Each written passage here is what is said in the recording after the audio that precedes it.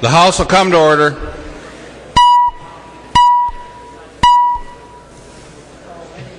Messages from the Senate.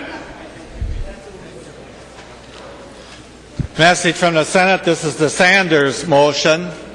Mr. Speaker, I hereby announce the Senate refuses to concur in the House amendments to Senate File 2324, an act relating to occupational licensing. The Senate has appointed as such conferees Peterson, Miller, and Tomasoni. Sanders moves that the House accede to the request of the Senate for the appointment of a conference committee of 3 members of the House to meet with a like committee appointed by the Senate. The gentleman from Anoka, Representative Sanders.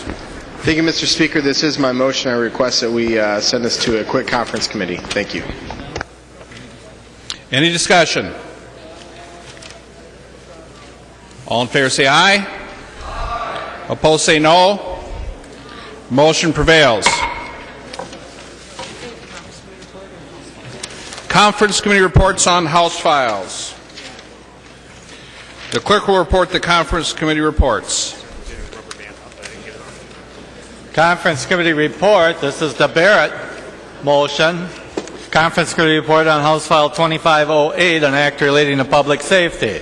The reports addressed to the Honorable Kurt Zeller, Speaker of the House of Representatives, the Honorable Michelle L. Fischbach, President of the Senate. We, the undersigned conferees for House File 2508, report that we've agreed upon the items in dispute and recommend as follows. The report is signed by all 3 conferees on the part of the House and all 3 conferees on the part of the Senate. Barrett moves that the report of the Conference Committee on House File 2508 be adopted and that the bill be repassed as amended by conference. I recognize the author of the bill, the gentleman from Chisago, Representative Barrett, who will explain the report. Thank you, Mr. Speaker. Members, there were 2 differences between the House and the Senate version. The House gave the Board of Pharmacy the ability to use expedited rulemaking authority to add synthetic drug compounds to the Schedule 1 list of illegal drugs. The Senate amended the bill to allow the courts to offer a diversion program to first-time users of synthetic drugs. This is the same language that's offered to other first-time users of other drugs. We accepted the Senate's language on the diversion program. The Senate's concern with the expedited rulemaking language was that a small agency was adding synthetic drug compounds to the drug schedule without legislative oversight. So we compromised with the Senate to keep the expedited rulemaking, but we added 3 provisions. If the Board of Pharmacy adds a drug to the schedule, they have to notify the legislature. Number 2, any drugs added to the Schedule 1 through expedited rulemaking must be ratified by the legislature the following session to remain on the schedule. And then 3, there is a 2-year sunset provision on the expedited rulemaking authority. I'd like to thank Representative Jean Creasel and Representative Gauthier for their participation and support during the conference committee process. Thank you. Discussion to the conference committee report. The gentleman from St. Louis, Representative Gauthier. Thank you, Mr. Speaker, and thank you, Representative Barrett. You ran a fine meeting, and it's a good bill, members. This is very important to my constituency in the city of Duluth, and I know it is throughout Minnesota, because we have people ending up in ER rooms every night because of overdose on these drugs, because we don't know what's in them and that it's bought legally. And I got a call Sunday asking what's taking us so long from a mother who has to put her 24-year-old son into a nursing home to spend the rest of his life because of these drugs. And this is not like other drugs. This is not like marijuana, even though they want to talk about it that way. This is not marijuana. These are very harmful drugs to the neurological system and to the brain, and we need to outlaw them. This bill gets us most of the way where we want it to be in the House, and I would ask for a green vote. Discussion. All those in favor say aye. Opposed say no. The motion prevails. The clerk will give the bill its 3rd reading as amended by conference. 3rd reading, House File 2508 as amended by conference. 3rd reading as amended by conference. Any further discussion?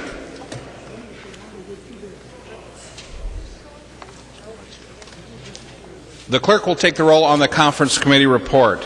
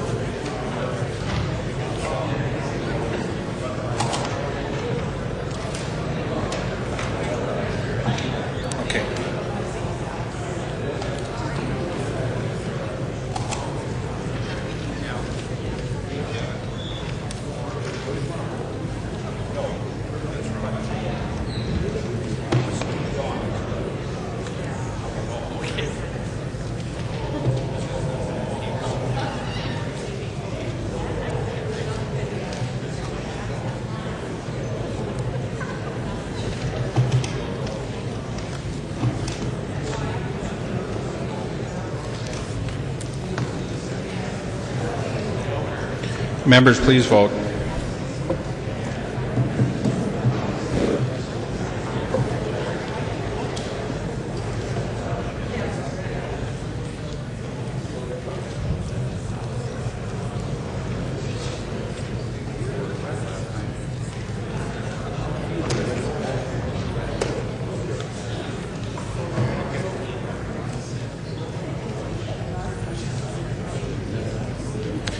The clerk will close the roll.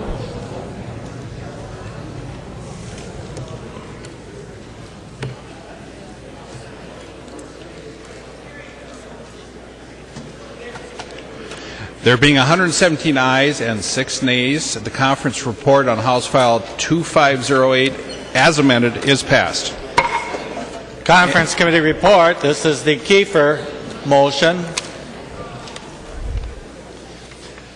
Conference Committee report on House File 2173, an act relating to consumer protection. The report's addressed to the Honorable Kurt Zeller, Speaker of the House of Representatives, the Honorable Michelle L. Fischbach, President of the Senate. We, the undersigned conferees for House File 2173, report that we agreed upon the items of dispute and recommend as follows. The report signed by all 3 conferees on the part of the House and all 3 conferees on the part of the Senate. Kieffer moves that the report of the Conference Committee on House File 2173 be adopted and that the bill be repassed as amended by conference. I recognize the author of the bill, the lady from Washington, Representative Kieffer. Thank you, Mr. Speaker. We decided to accept an amendment from the Senate. It was another bill that our late Senator Scheid was carrying, and in the House it was being carried by Representative Joe Atkins. And it's a consumer protection bill to protect our senior citizens. I can stand for questions or have Rep. Atkins, if he's here. Discussion. Hearing none, all in favor say aye. Opposed? The motion prevails. The clerk will give the bill's 3rd reading as amended by conference. 3rd reading, House File 2173, as amended by conference. 3rd reading. Discussion.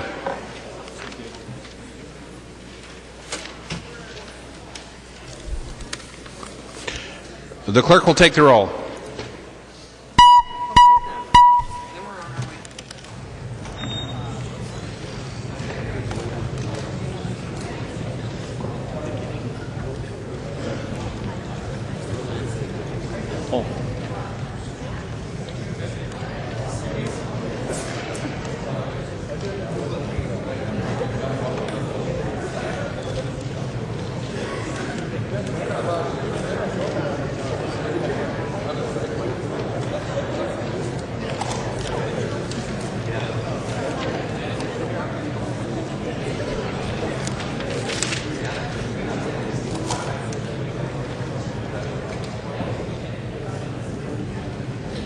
The clerk will close the roll.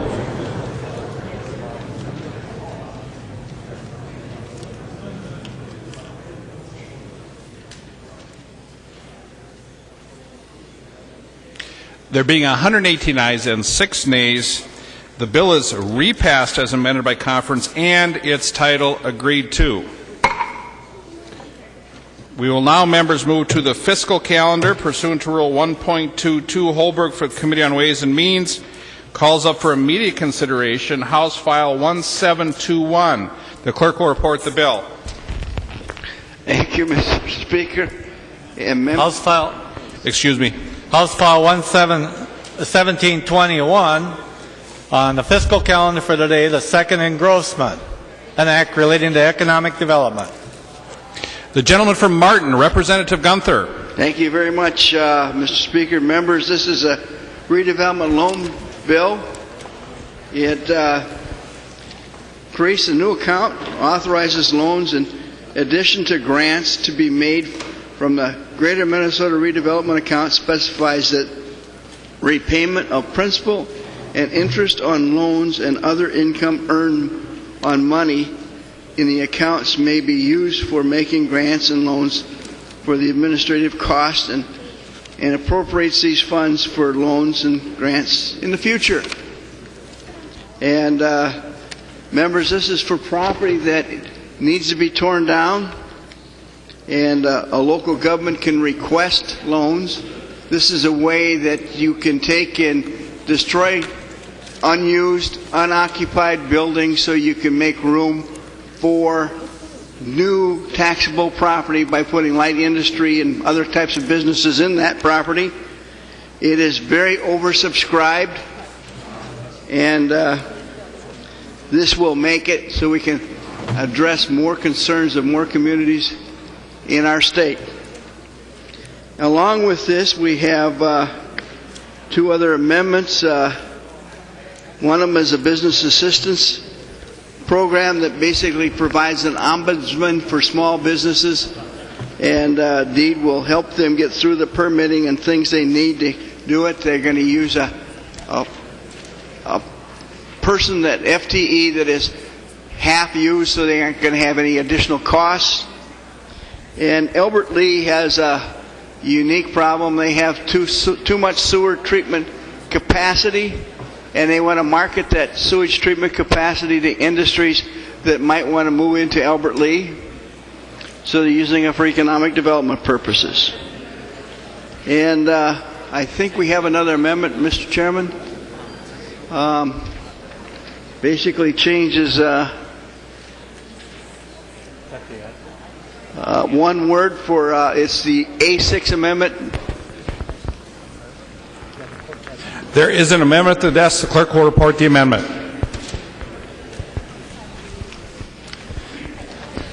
Gunther and others moving to amend House File 1721, the first engrossment as follows. The amendment is coded A6. The gentleman from Martin, Chairman Gunther. Thank you, Mr. Chairman. This takes neighborhood land trust and simply changes the word from community land trust and the term neighborhood land trust, the community land trust, wherever it appears in the Minnesota statute. So we're going to just change terminology in the statute to community land trust, no longer neighborhood land trust. Discussion. All in favor say aye. Opposed? Motion prevails. There's an amendment at the desk. The clerk will report the amendment.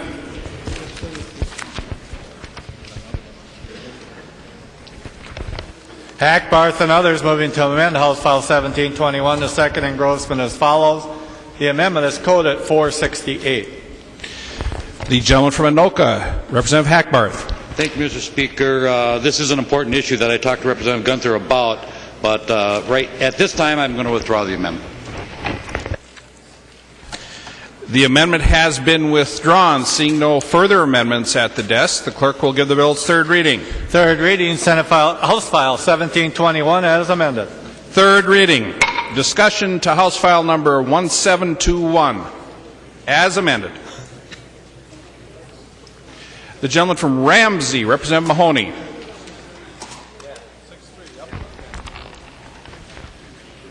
Thank you, Mr. Speaker and members. This is the omnibus jobs bill for this year. Let me repeat that. This is the omnibus jobs bill for this year. This has a redevelopment grant/loan program, an ombudsman to help small businesses get through the bureaucracy. You know, and I wish I could blame my colleague, Representative Gunther. It is not his fault. We are not doing anything other than, I guess we're going to try and do some tax cuts. I don't know that they're going to succeed because we've got some money problems here. We're not doing anything to help small businesses move forward. Small businesses greatly love many things that we do, but what they most want is programs that help with them with their workforce development, help their economic development directors help them find a place to put their business, find a way to finance their business so they can expand or start, help them get through the bureaucratic maze of either the local, And that's more of a problem for them than the state. It's the local, because they're not entirely sure who to go to. Because some of these small towns are not as well staffed as other places. So members, this is our jobs bill this year. There's no money in it. There's a couple things of policy. And there's no help for small businesses. There's no help to help them finance, find locations, train a workforce. And Representative Gunther and I have both sat through session after session as we as a state decimate our economic development organizations in this state by not funding them. And I don't care whether you're a Republican or Democrat. It takes money to help small businesses move forward. An entrepreneur is an engineer or a backyard mechanic. They are not business people. They have not gone to school at the Carleton School. They need help, and we don't give it to them because we won't put money into it. I wish I could yell at my colleague, Representative Gunther, but he and I have both said this time and time again. Our economic development jobs bill, our omnibus jobs bill, we never put money into it.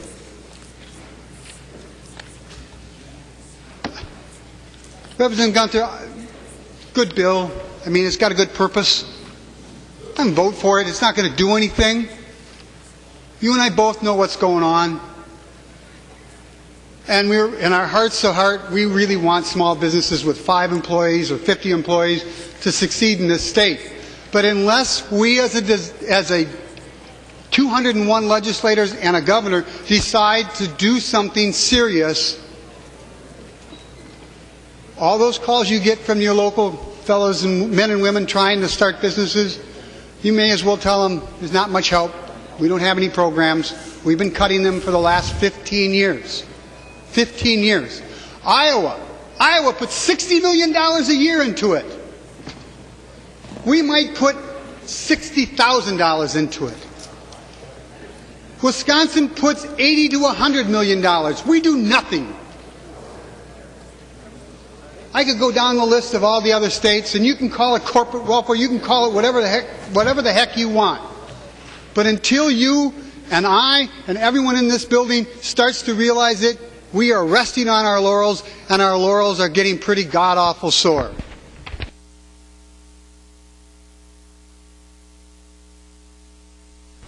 The gentleman from Hennepin, Representative Downey.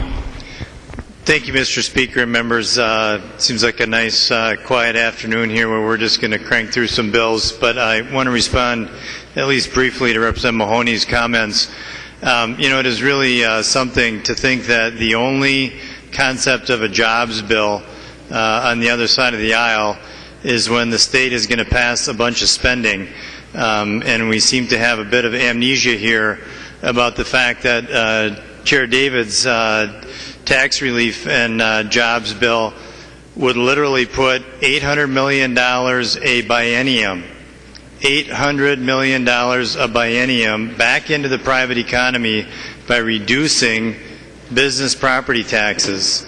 There's a whole host of other provisions, most of which were supported, or many of which were supported by our Small Business Caucus in that tax bill. And I just wanted to point out, in response to Representative Mahoney's comments, that job creation does not occur when we pass a bunch of spending at the state. And in fact, I think it's the reverse. When we allow that money to stay into the private sector, that's when we're creating jobs.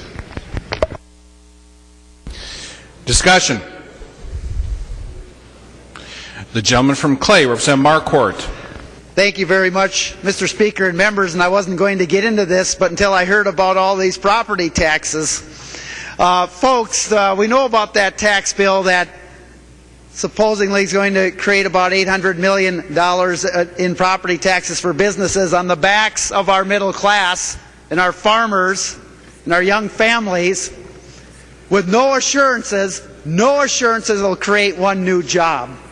And besides that, we use Congress-style budgeting to put a hole in our budget of at least $800 million in the years to come. So, members, I think when we talk about this property tax relief, we look at, first of all, who it is at the expense of, our senior citizens and our families and our farmers, and the fact it creates a huge deficit into the future. Discussion. The gentleman from Martin, Representative Gunther. Thank you, Mr. Speaker. Members, I've heard Representative Mahoney. What he said was right on. I listened to Representative Marquardt. He's right. We are going to not take it on a middle class. I think small businessmen are middle class. I don't see small businessmen being a corporate executive of anything. However, I look at what we are doing with Chairman David's bill is to eliminate some of the barriers to growth. We are one of the highest commercial and industrial property states in the nation, and I don't think Representative Marquardt wants to dispute that 1 minute.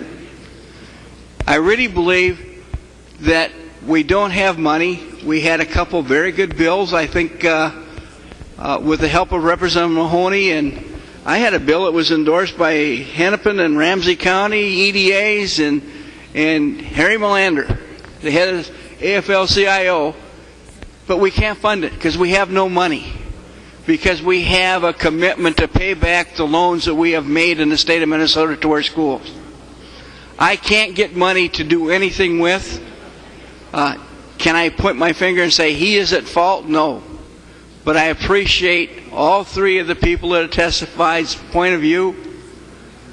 This is one small step that we can make land available by destroying buildings that are blighted buildings, and I think this time that a little step, very little step, we can't compete with other states that got money to entice these people to come. Just talk to any economic developer, whether in greater Minnesota or the metro area, and they are fighting to get industries to come into our state, and they have nothing to fight with. And I'm sorry, please vote yes for this bill. It's a small step, but it is a step. Discussion. The clerk will take the roll on the bill as amended.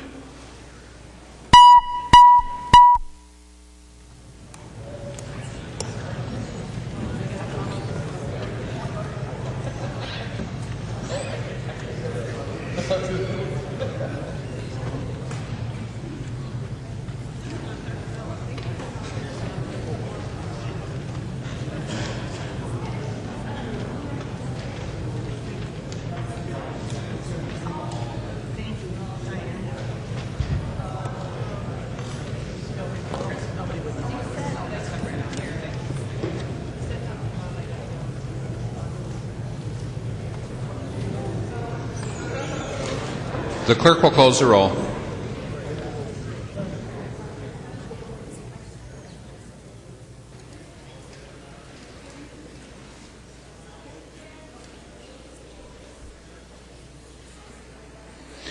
Deputy votes no.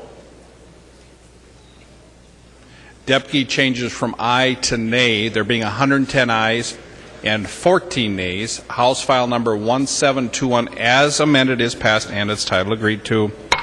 Fiscal calendar for the day pursuant to Rule 1.22 Holberg for the Committee on Ways and Means calls up for immediate consideration Senate File 1921. The clerk will report the bill.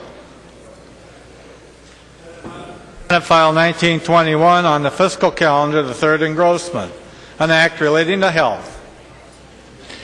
The lady from Dakota, Chair Holberg.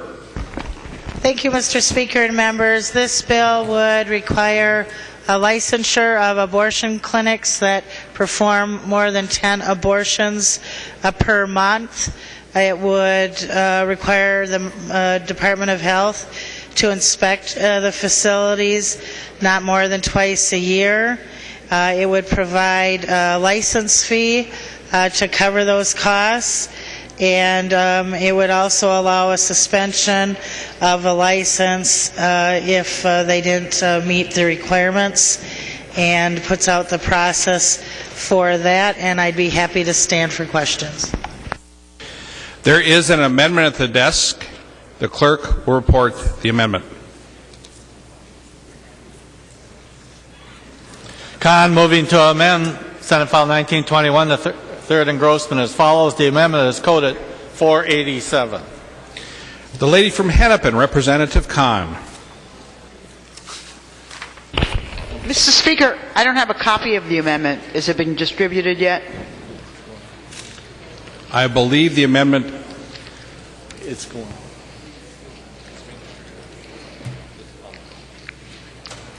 it is being distributed. If we Okay. could get a copy to Representative Kahn. And members, I we got will it. not vote on this amendment until everyone has the copy of the amendment at their desk. The lady from Hennepin, Representative Kahn. Well, Mr. Speaker and members, this is continuing my session-long effort to educate the members of this body that sexual activity and the activity that actually may end up leading to someone's need for an abortion is not a female activity alone. That actually there are men that are involved in the process that leads up to this. And so what this does is this then adds facilities that one might consider are also related to sexual activities that might also include male and also female activities that might interfere with the full conception and with the full conception of a fetus and the birth of a child. So what we added is that instead of women, we put in the concept of patient treated. We add sperm banks. We add the activities besides abortions, including vasectomies, tubal ligations, fertility treatments, or colonoscopy procedures performed each month. Each of these may be more invasive or more intrusive than the procedures that are being done at clinics that also happen to perform abortions. And so I would appreciate the body showing that it understands that sexual activity involves more than females. Activities that deal with the that deal with fertilization and so forth involve more than females, and vote yes on this amendment. I assume the author will just accept it. Discussion. The lady from Dakota, Representative Holberg. Thank you, Mr. Speaker and members. I would urge a red vote. Discussion. The lady from Olmsted, Representative Liebling. Thank you, Mr. Speaker and members. Well, here we are again. You know, we're coming to the end of session, and we're wasting time on these bills where everybody knows how they're going to vote, because it's just, again, about whether whether you want to let women make their own decisions with their own health, or if you want to prevent them from doing so. And here we are again, members, having the same old debate. Well, members, if you believe this is really about health, then clearly you ought to accept this amendment. There simply would be no reason not to do that. If you think that we don't adequately protect people's health in this state, in offices that perform these kinds of surgical procedures, then vote for this amendment. Why would you only want to protect women's health? Why would you want to protect a woman's health only when she's having an abortion and not when she's having a colonoscopy? For goodness sakes, if any of you have ever had a colonoscopy, you have a pretty good idea how invasive that is. And I would venture to guess that it takes longer too. So, members, if this is really about health, then I certainly think you ought to be voting for Representative Kahn's amendment. And, Mr. Speaker, I would ask for a roll call on this. Roll call having been requested. Are there 15 hands? Seeing 15 hands, there will be a roll call. The lady from Olmsted, Representative Liebling. Well, thank you, Mr. Speaker. Members, you have the opportunity now, members, to demonstrate whether you think this bill is about health. If you care about your constituents' health and you think this is necessary. Now, I don't think it's necessary. I don't think this bill is about health at all. I think it's just another political bill to say, let's put abortion clinics out of business. Let's make it harder for them to operate, because this isn't necessary. I've got a letter on your desks from the Department of Health telling you it's not necessary, and I'm sure after this we have the vote on this amendment, we'll have more debate about this. But this bill is another just blatant attempt to interfere with women's rights to exercise their constitutionally protected right to terminate a pregnancy when they feel that that's the appropriate thing to do without interference from you or me or anybody else. So, members, take your choice here. If you really think this is about health, then you ought to be voting for Representative Kahn's amendment. Thank you. Discussion? The clerk will take the roll on the 487 amendment.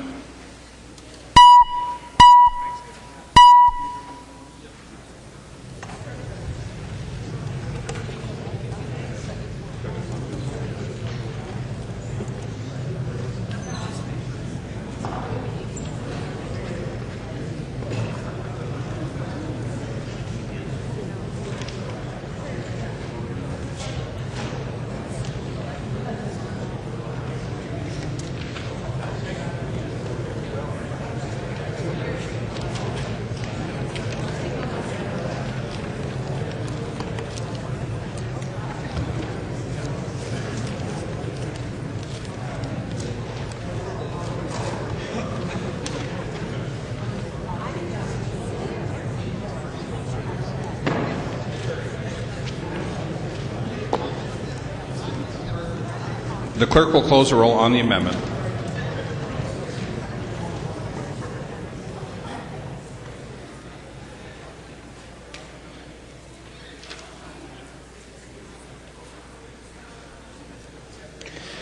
There being 36 ayes and 87 nays, the amendment is not adopted.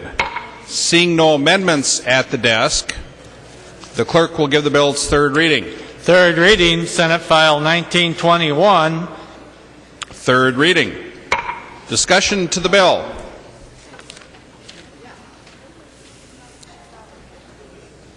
The clerk will take the roll.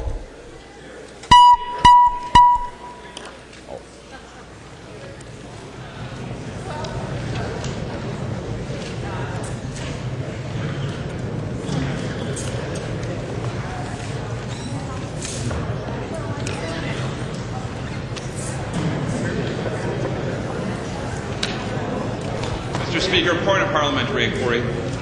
We're doing a roll call right now. Parliamentary inquiry, Mr. Speaker. Is it possible for you to close the board and allow members to debate an issue before the House? What?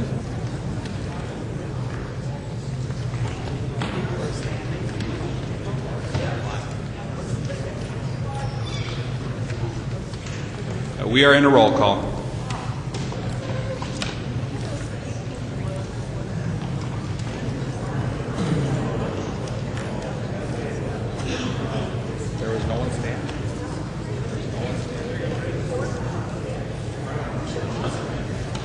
Members, please vote.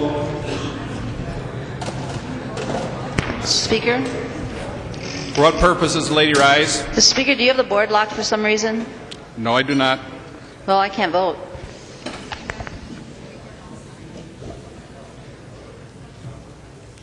The vote is open.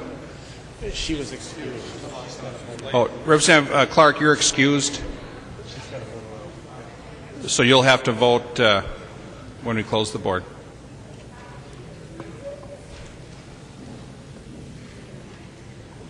Members, please vote.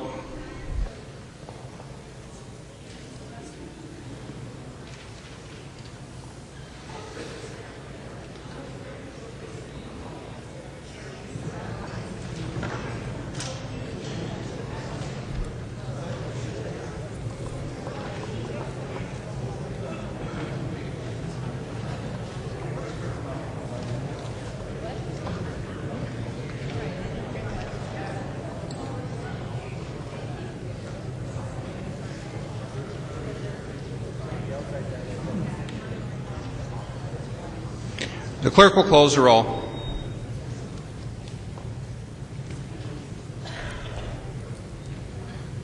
The lady from Hennepin, Representative Clark, votes no. Representative Winkler votes aye. There being 81 ayes, the lady from St. Louis, Representative Moline, votes no.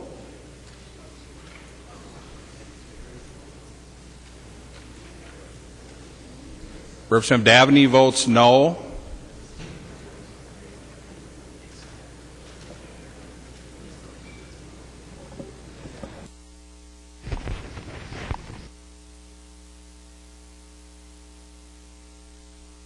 There being 81 ayes and 40 nays, the bill passes and its title is agreed to. Mr. Speaker, Gentleman from Hennepin, Representative Winkler. Mr. Speaker, I move reconsideration of Senate File 1921, final passage. Representative Winkler moves reconsideration.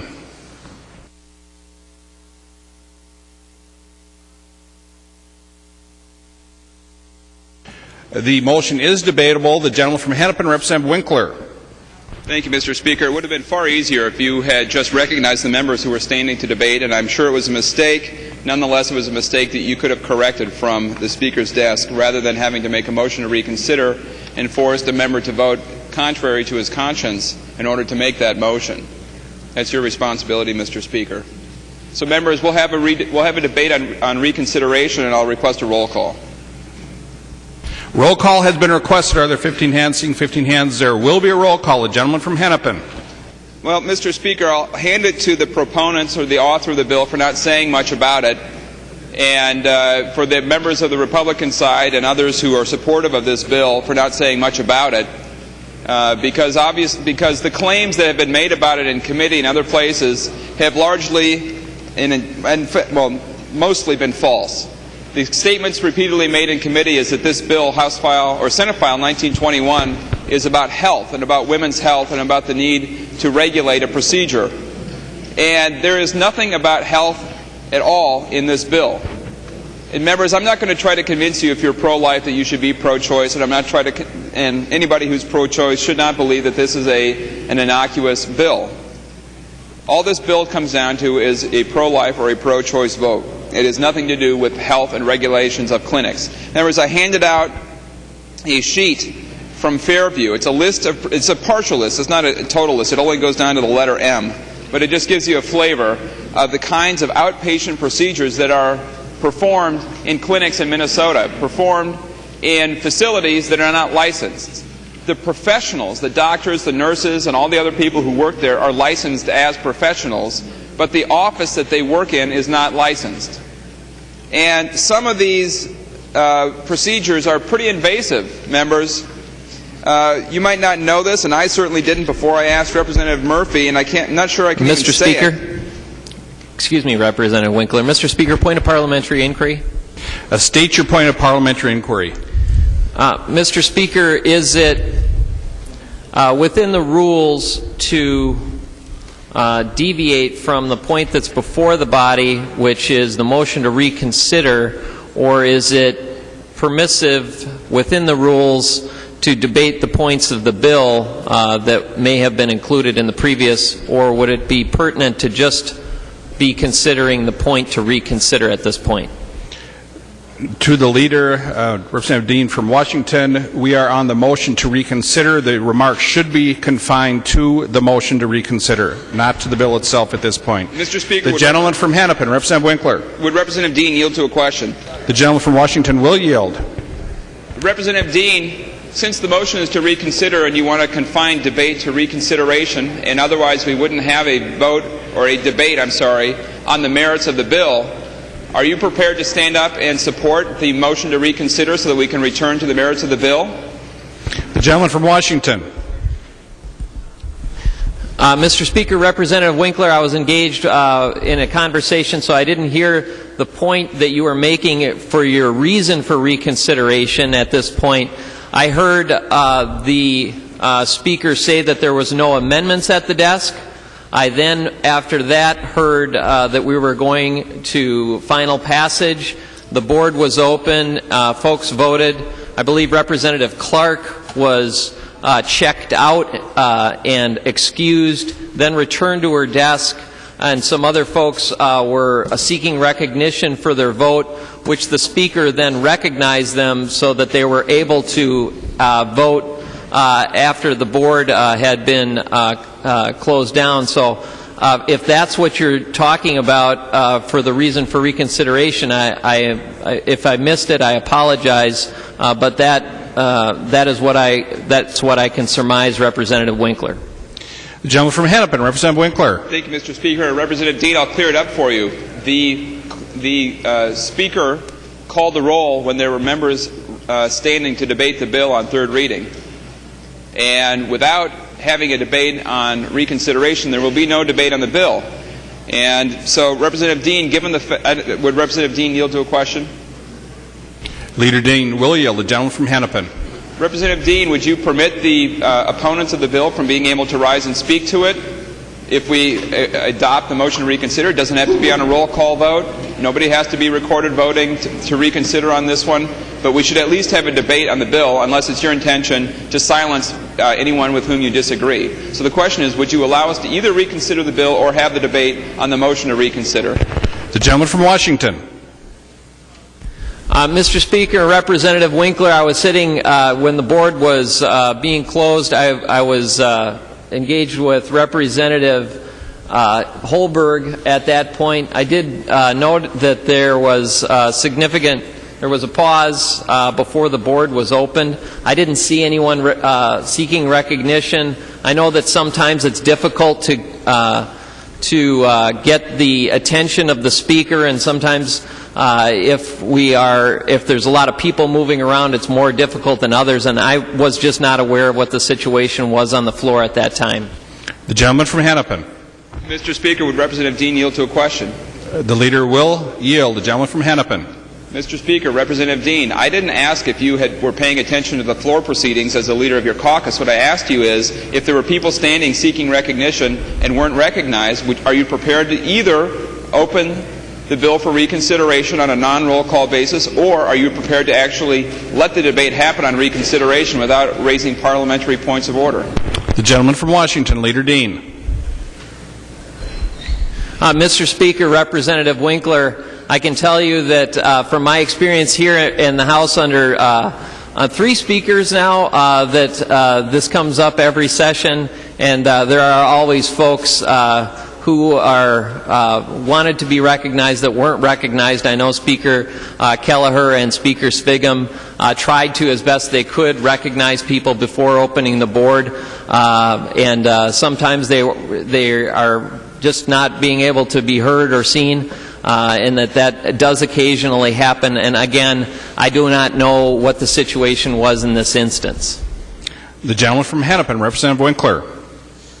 Mr. Speaker, I'm going to proceed with debate on the motion to reconsider as though it were final passage of the bill, and I will leave it to Representative Dean and his conscience to decide if he wants to squelch debate entirely on the floor on this bill or not. He knows very well that I'd be surprised if under any speaker a choice or abortion bill came up and there was no debate on it.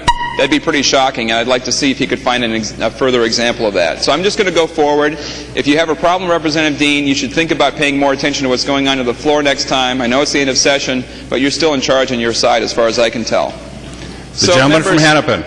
Members, I passed out a sheet from Fairview. It's not a complete list. It is a list of procedures that are performed on an outpatient basis in clinics that are not licensed.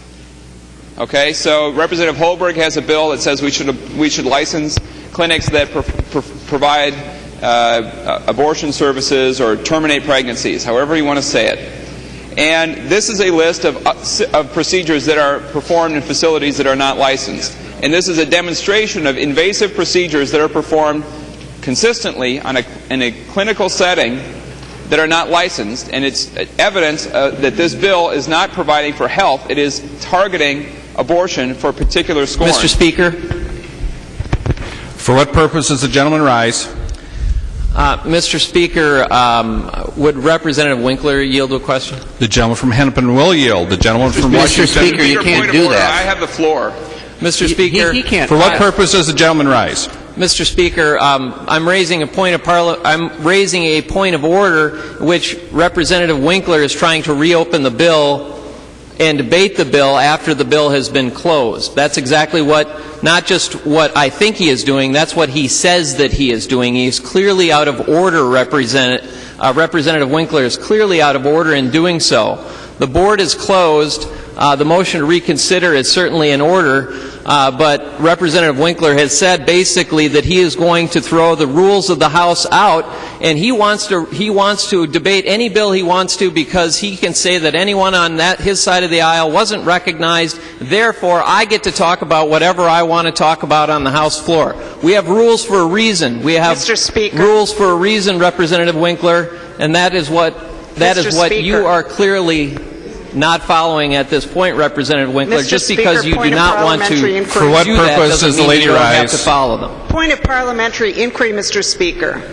I'd like to hear the rest of the point of order from Representative Dean first, and I'll go to I'd like to know what rule he's State your point of parliamentary inquiry. What rule is being cited here, Mr. Speaker? Are you asking the gentleman to yield? Well, Mr. Speaker, she that's my can't. parliamentary inquiry, Mr. Speaker. What rule is the point of order being raised under? The gentleman from Washington, Leader Dean.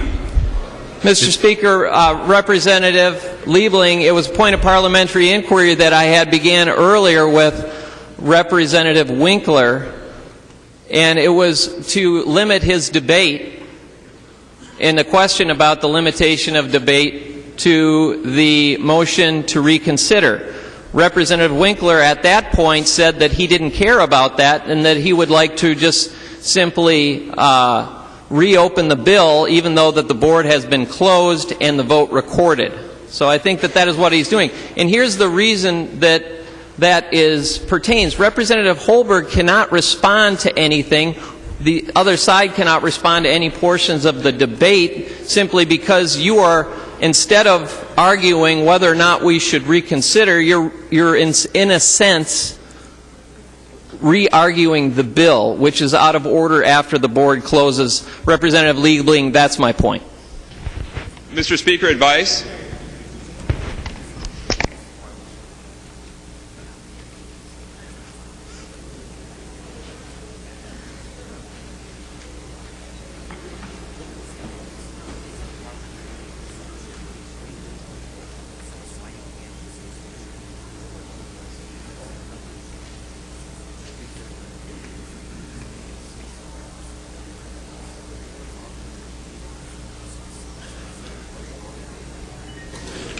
Members, we find ourselves in an interesting situation. If we look at Masons, it says there can be no debate unless there is a question before the House. The debate must be confined to the question before the body. So that would say that we need to talk about only the motion to reconsider. Also in Masons, under Section 471, debate on the motion to reconsider, it states when the question to be reconsidered is debatable, the entire question is open to debate by the motion to reconsider. So Masons kind of has it both ways here. So the gentleman from Hennepin, Representative Thiessen, for what purpose do you rise? I think you just answered my question, Mr. Speaker. Thank you. The gentleman from Hennepin, Representative Winkler. Mr. Speaker, I think perhaps a way to resolve this would be to have the Speaker grant the widest possible latitude for building a base for reconsideration. Unless, of course, it's the intention of the majority party to entirely squelch debate on a topic that is actually very important to people. I'm hoping, Representative Winkler, the gentleman from Hennepin, that we can confine it as close as we can to the motion to reconsider. The gentleman from Hennepin, Representative Winkler. Mr. Speaker, members, the reason we should reconsider this bill is because this bill isn't about health. The reason we should reconsider this bill is because this bill restricts one particular procedure, even though that procedure is exactly similar in its invasiveness to many, many other procedures that are not performed at facilities that are licensed. The reason we should reconsider this bill, and I could start every sentence with that, Mr. Speaker and Representative Dean, if that would make you happier. The reason we should reconsider this bill is because you can have your gallbladder removed at a clinic that isn't licensed. The reason we should reconsider this bill, Mr. Speaker, is that you can have tubal ligation performed at a clinic that isn't licensed. The reason, Mr. Speaker, that we should reconsider this bill is that you can have a cataract removed at a clinic that isn't licensed.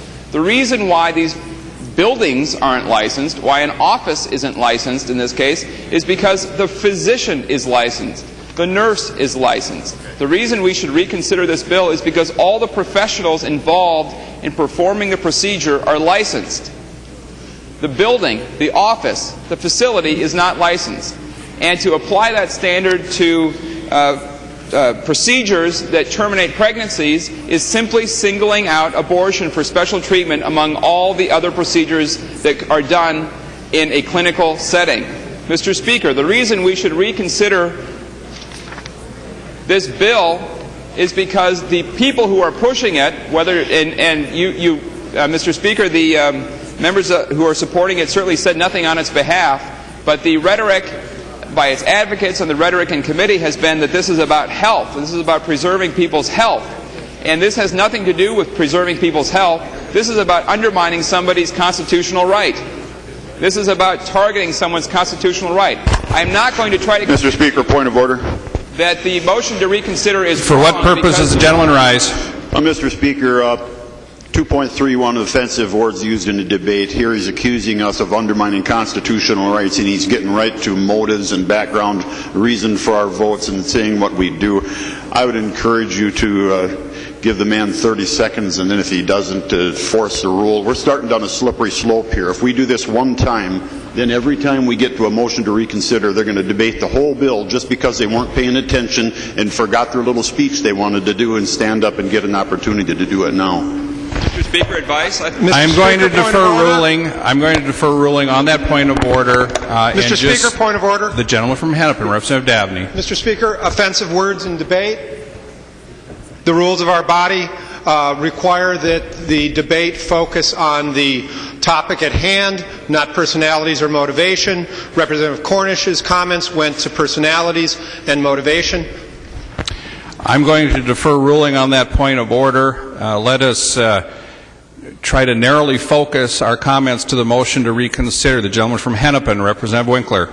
Mr. Speaker, members, the only comment we have heard so far from Republicans on this bill is that the Democrats should shut up.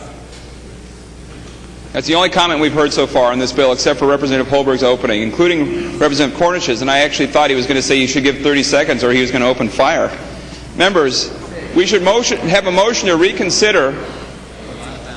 We should have a motion to reconsider. Mr. Speaker. It's facetious.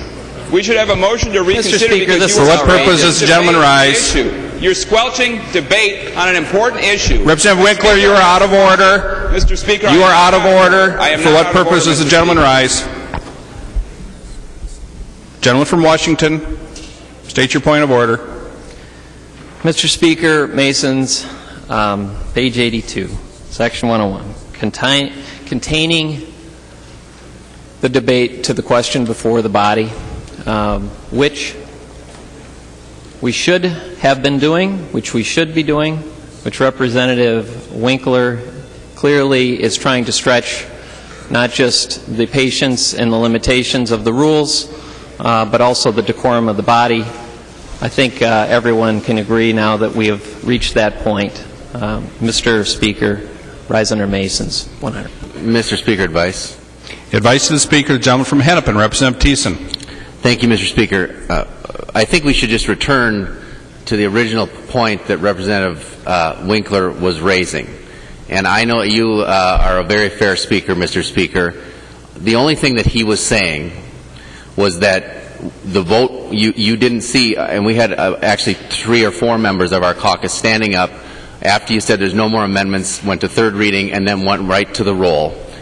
All that he's asking is that maybe you didn't see people, and I'm sure you didn't see the folks, but in the past, speakers have been willing to reopen the debate to allow the debate to go forward. And if we would just kind of come to some consensus and kind of take the tone down here a little bit and, allow a little bit of debate on this bill, which I don't think anybody would find unexpected or surprising. The easiest thing to do here would be if we could just get some agreement, a representative's agreement, a gentleman and gentlewomen's agreement on this, to say we're going to have Representative Winkler withdraw his roll call. There's not going to be opposition from that side, so no one's recorded on this vote. Reconsider the vote. Allow a little bit of additional debate on the bill. And then you can call the vote on the motion to reconsider on a voice vote. Hopefully that you'll kind of side on the side of allowing us to have a little bit more discussion on this bill. And then we can kind of proceed in an orderly manner instead of going back and forth with points of order and with parliamentary inquiries. It seems like the way to proceed on this bill, the cleanest way to proceed on this bill. And, you know, I'm standing up here as someone who often engages in these, so you can cast stones at me and call me a hypocrite a little bit, but it seems at this point, with where we are in session and kind of the direction this debate is going, that seems like the cleanest direction for us to go. So that would be my advice to the Speaker. Thank you for your advice. The gentleman from Hennepin, the lady from Dakota. For what purpose do you rise? Advice. Advice to the Speaker. Thank you, Mr. Speaker. Well, I do need reading glasses. I know that. You see me use them all the time here. But if the things that have been said, that there were 3 or 4 people standing, I need to go get another pair of glasses. Because when we got done with the amendment, I looked over, I figured, I've done this before, I figured I was in for some discussion, and I thought that that was going to occur. There were not 3 or 4 people standing on your side of the aisle. Maybe one, maybe I didn't make a clean sweep all the way to my left. But it's not fair to say 3 or 4 people were standing. I think that the Speaker is very fair. I did not see anybody standing when he called for the board to be open. And I may have missed, again, maybe I need another pair of glasses. There were not 3 or 4 people standing. And so, Mr. Speaker, my advice to you is that I think it's very bad precedent to allow discussion of a bill to occur under what's supposed to be a motion to reconsider, because it does not allow for a fair rebuttal or dialogue if the author of the bill does not want to engage in dialogue on a bill under a motion to reconsider. So I would appreciate your advice that we stick to the motion in front of us, whether or not we move to reconsider or not. Certainly is ultimately up to your ruling and the ruling of the body, but there were not 3 or 4 people standing, and that's my advice. Further advice, the gentleman from Hennepin, Representative Winkler. Mr. Speaker, advice. I completely agree with Representative Thiessen and Representative Cornish. I was not actually accusing you of being prepared to shoot a member on the House floor. I think that's pretty obvious. That was facetious. But members, I understand that, Mr. Speaker, I think you're fair too. I think that even if there was only one member standing and the Speaker missed it, you have an opportunity to make that right and actually permit a debate. I don't know that it's going to change the vote all that much, but you shouldn't really be so insistent on shutting down debate on this. It's not that hard to do the right thing and turn this back around. And frankly, Mr. Speaker, I don't even know what the proper bounds of debate on motions to reconsider would be anyway. I don't understand what we're trying to stop. I think there's an easy way out, and Mr. Speaker, for the decorum of the body, I would urge you to find the Dean point of order not well taken, allow the motion to reconsider to pass on a voice vote, nobody's going to score it, and allow us to have the debate, and then we can have a final vote. It isn't that hard. Advice, the lady from Ramsey, Representative Murphy E.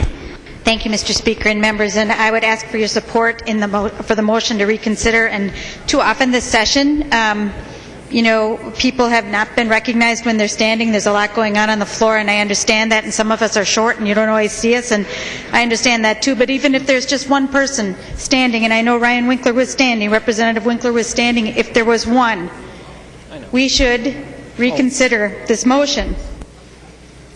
And just as this bill is trying to limit a woman's right to choose, the hasty close of the debate hushes our voices. And just as we are treating women as vessels and not as people, the hasty close of the debate on this bill hushes our voices. And just as we are treating providers as suspect and not as the safe and qualified providers that they are, the hasty close of the debate hushes our voices. And just as this legislation tends to polarize us, and it does, we could come together around this legislation, have our debate, have our vote, as Tim Finseth would always like, and move on with our business. So I would ask for support for the motion to reconsider. Thank you. Thank you from the lady from Ramsey. Before I recognize Leader Dean from Washington, I would like to make a statement as Speaker. When I went to the roll call, there was no one standing. There was no one standing. It was not an attempt to rush a vote or squelch debate. No one was standing. The gentleman from Washington, Majority Leader Dean. Mr. Speaker, will Representative Winkler yield to a question? The gentleman from Hennepin will yield. The gentleman from Washington. Representative Winkler, have you requested to remove your call for a roll call? The gentleman from Hennepin. Mr. Speaker, I have not, but I would withdraw my request for a roll call. The gentleman from Hennepin has withdrawn his request for roll call. The gentleman from Washington, Leader Dean. For what purpose do you rise? Mr. Speaker, after speaking with the author and hearing from some folks on debate on the floor, we believe that it may be in the best interest of time to move forward to allow the reconsideration. However, I would just like to point out that it is the responsibility of each member to be at your desk seeking recognition from the Speaker. The Speaker does the best job he can. I also, when I was speaking with Representative Holberg, looked across. I didn't see anyone, and in fact, I commented to her that nobody's standing for third reading, and I thought that it was odd given the bill and the amount of time that I thought that the bill would take up. So Representative Holberg is correct. I didn't see anyone standing. Representative Winkler, I did not. I saw Representative Clark seeking recognition after she was excused trying to get back, but that's indeed all that we've seen. I know there was ice cream and things in the back, and there's a lot of movement around, but it is your responsibility to seek recognition, and I hope that this does not set forward a precedent by which folks can think that we can reopen the board to engage in further debate just simply to delay debate. I don't think that that's what's going on here. I really don't. But I just want to, before doing so, to recognize the fact that this should not be set as a custom of usage for today, tomorrow, or the next day. It is indeed each member's responsibility to get the attention of the Speaker if you're seeking recognition. I will defer ruling on the Dean point of order. We now have before us a motion to reconsider Senate File 1921. All in favor say aye. Aye. Opposed? The motion prevails. We now are on passage of Senate File 1921. Seeing no discussion, the gentleman from Hennepin, Representative Winkler. Thank you, Mr. Speaker. And Representative Dean, I appreciate your willingness to go along with that motion to reconsider. It is really all we are seeking is a chance to debate, and mistakes happen on the floor. I did have an ice cream. It was pretty good, but I wasn't eating it when I was trying to stand up. So I think we just had a little mistake, and I'm glad we were able to fix it. So members, the advocates for this bill have talked about the fact that this is about health. I think hopefully anybody can remember the chain of thought I was trying to put together here with the interruptions, but there are a lot of really invasive things that we do in clinics that are not licensed. And to single out termination of a pregnancy as one of those is in fact interfering with a constitutional right. You might not like it. I'm not going to try to convince you it's right. I'm not trying to try to convince you the Constitution is correct, but it is the law of the land. It is constitutional that women have a right to these procedures. And by singling it out and by setting it up to be restricted in this manner, you are singling it out from all of the other kinds of invasive procedures that are done in a clinical setting all the time. So it is a restriction of a constitutional right. And if you think that it's something about health, it isn't. It's about that issue alone. And so members, you can vote your conscience on it, but just don't believe the hype. I had people come into my office to talk about how it was terrible that this wasn't regulated and all these things weren't happening.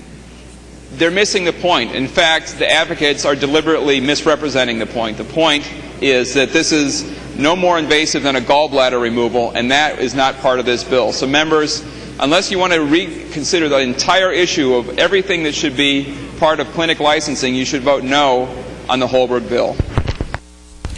Discussion. The lady from Olmsted, Representative Liebling. Thank you, Mr. Speaker, and I also appreciate the opportunity to debate this bill a little bit further because, as I said in my remarks when I was commenting on Representative Kahn's amendment, I certainly looked forward to further discussion of this very important issue because you know, the proponents do say that it's about health, and I think it's pretty clear that it's not about health. But I would like to ask the author of the bill to yield, if she would. The lady from Dakota will yield. The lady from Olmsted, Representative Liebling. Thank you, Mr. Speaker. Representative Holberg, I wonder if you could give us any statistics about deaths from abortion procedures in Minnesota as in an outpatient clinic, if there have been any. And you know, perhaps you, since you're proposing to do something which is, I would say, a big change for the Department of Health and for the way we deal with these things in Minnesota, I wonder if you have any statistics about any of these procedures that Representative Winkler has referenced, and he's got this big list. And you know, how do abortion procedures rank in terms of health and in terms of any dangers that you see that you think that this bill is needed to remedy? The lady from Dakota, Chair Holberg. Thank you, Mr. Speaker and members. While I am not aware of any deaths in Minnesota relative to this procedure, we do know that occasionally there are transports from these clinics by ambulance to hospital of patients. In addition, we know of the situation in Pennsylvania where actually 2 people pleaded guilty to murder, one the death of a baby, the other the death of a clinic. I mean, not a death of a clinic, a death of an adult. The lady from Olmsted, Representative Liebling. Well, thank you, Mr. Speaker, and Representative Holberg, no surprise there. You know, the fact that people sometimes do things that are illegal doesn't mean you need to license clinics. And, you know, we do have criminal laws and they work. I mean, I don't know, maybe people don't believe that they really work, but, you know, they're there. We license our physicians, we license our other health providers, and there certainly are sanctions and remedies for providers who don't follow the law or who commit malpractice and things like that. So we certainly have those kinds of controls in our state. But I think it really does support the point that this is not about health, because there's no health justification really even being offered for this. And in fact, there have been, according to information I have, there's been no abortion-related death in Minnesota since Roe v. Wade. That's a long time. No abortion care-related death in Minnesota. And the complication rate for abortions is also very, very low. According to the Department of Health, 0.19% of abortions provided in 2010 had any complication. That's really very low. I don't think you could say that. I don't have the statistics for these other procedures. I was hoping that you did, Representative Holberg, because after all, it's your bill. You're the one who's proposing that we should put restrictions on one procedure and not on others. But certainly, I think that's a pretty low rate of complication. And if you look at things like tonsillectomies and you know, there are all kinds of things on this list, carpal tunnel release, all kinds of procedures, I think you'd find that there are probably a lot more complications than what I just mentioned. So I think with the burden's on you, Representative Holberg. If this bill is about health, you ought to be telling us why this is such a dangerous procedure, and I haven't heard a word about that. So, members, very clearly, this is not a bill about health, and everybody's going to just take the vote that they know they're going to take. But let's not have any illusions here. You know, I believe that, you know, even though we've got lovely Representative Holberg, and I think you're a terrific person and a wonderful leader in this body, but I see this as part of a war on women and a war on women's choices and actually a war on women's health, a war on women's ability to make their own decisions. And it's very unfortunate. It doesn't mean that all women are on one side, obviously, but I think that women ought to be given the courtesy of being able to make their own life decisions and not have these kinds of bills that I think insult people's intelligence when we try to come in and say this is about health when clearly the facts are not there. The lady from Ramsey, Representative Murphy E. Thank you, Mr. Speaker, and thank you for your leadership this morning, and also thank you to Majority Leader Dean, and I'm grateful that we're able to have this debate. I was struck in the hearing when we heard this, the bill, the testimony that the way that we are licensing providers and the way that this care is being delivered right now isn't an issue. There isn't a problem for women. There isn't a safety issue for women, but that we are hoping that we could prevent something in the future. And that made me feel good because I do think our providers are very safe in Minnesota, and I do think our clinics are safe in Minnesota. And it made me feel frustrated because I think adding this additional licensure adds costs and hurdles, and it hurts women, right? And I think, we're going to always have a division about the issue of abortion, and, I don't think any of us, I certainly am not pro-abortion, but I am for a woman's right to make that decision for herself.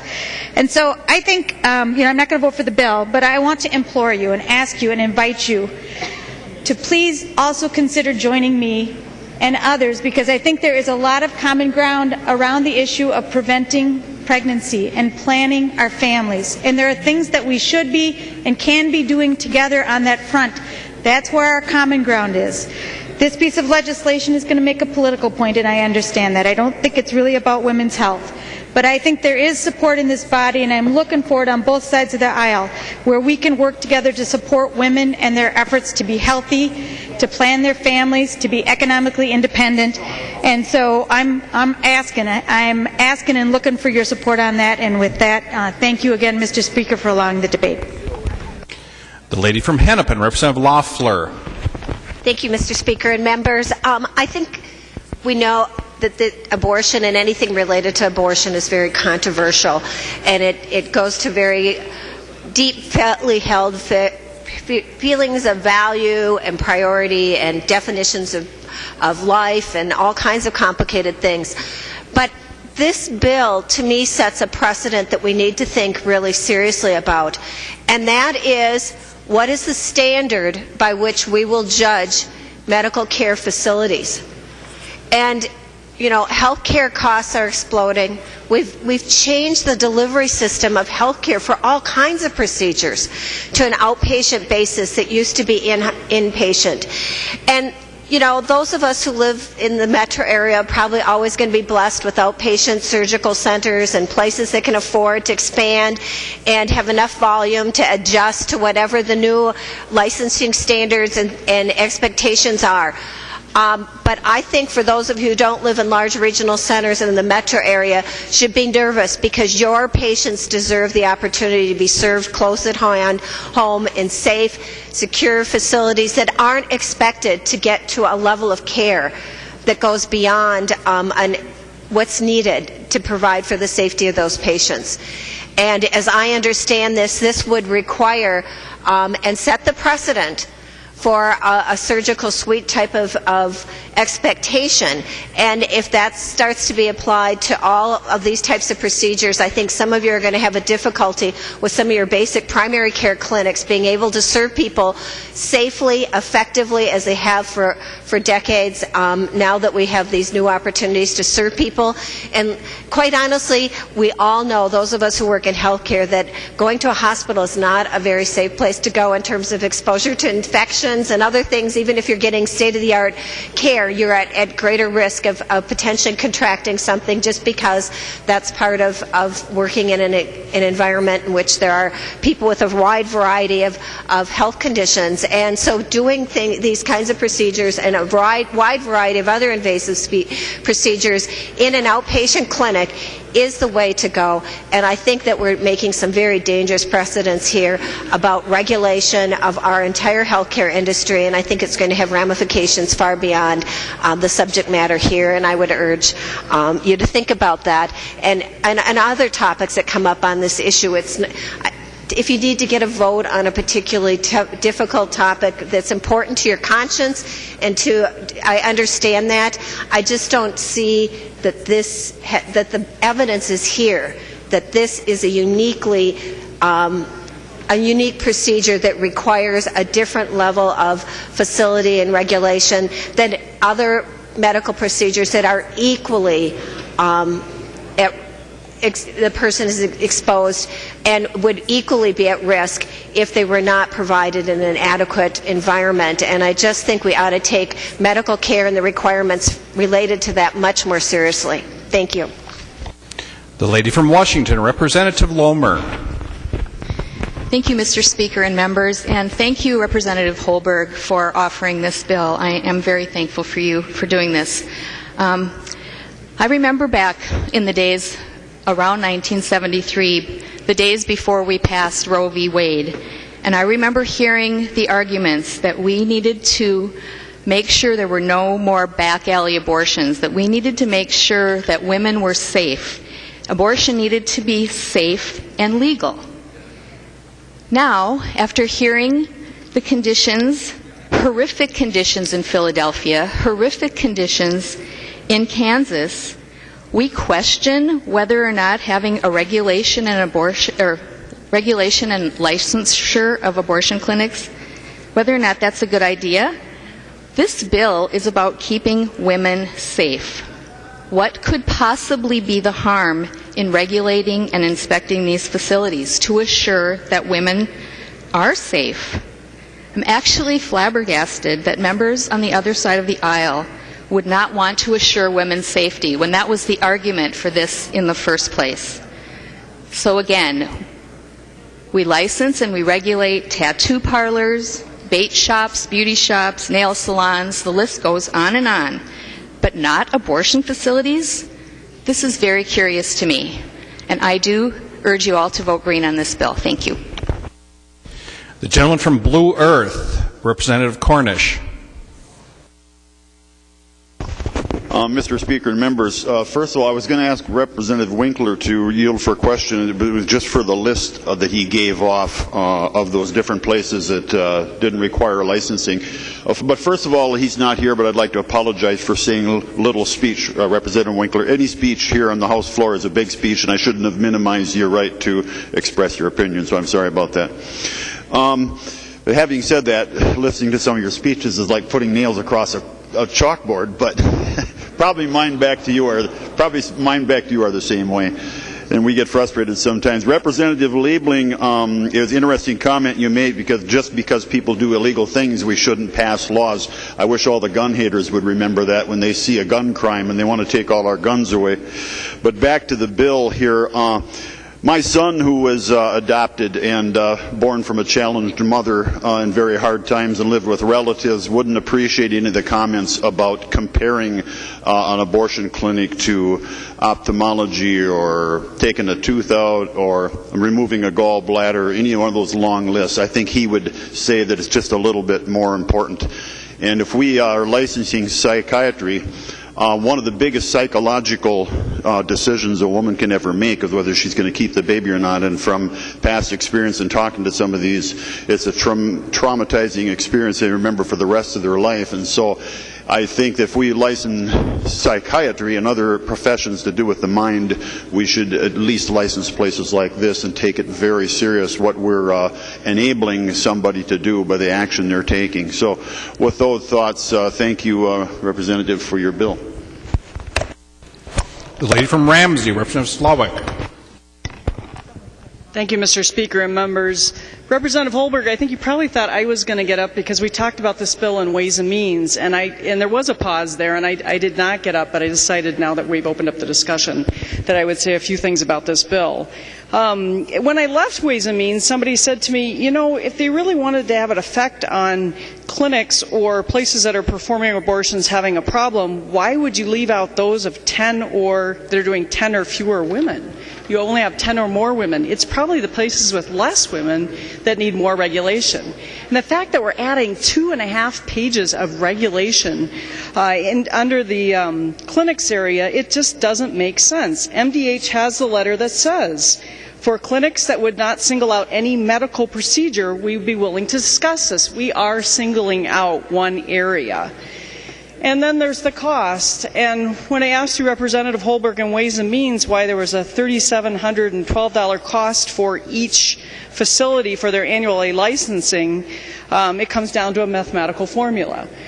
We were comparing this to, I'm trying to get a bill on music therapists licensed. So when you license them, you take the cost of the licensing divided by the number of the people that want to be licensed, and you come out with a fee. You say, who is going to pay that cost? In that case, it's a music therapist. In this case, you are putting another $3,712 fee on these clinics. So who is going to pay for that? I thought you all were the party that wanted to bring down health care costs. You're increasing health care costs by $3,712 for every facility. You're adding more regulation. You're requiring inspections. We have it here that the Commissioner of Health has to go out twice a year and inspect these places. I mean, everything you say you want to do, you're not doing. Vote red. The lady from Blue Earth, Representative Breinert. Thank you, Mr. Speaker. I wasn't planning on getting up either, but I feel a necessity to respond to a couple of comments of other legislators. Representative Lohmer, I found it offensive that you compared current clinical abortions to what were considered back alley abortions prior to 1973, to Roe v. Wade. These abortions are provided by licensed providers in a very safe environment that meets all the standards of the Department of Health. So that's one comment I wanted to respond to. The other was Representative Cornish. Psychiatrists are licensed as professionals. It's not their clinics that are licensed. They are licensed as professionals, and that's exactly the argument that's being made here.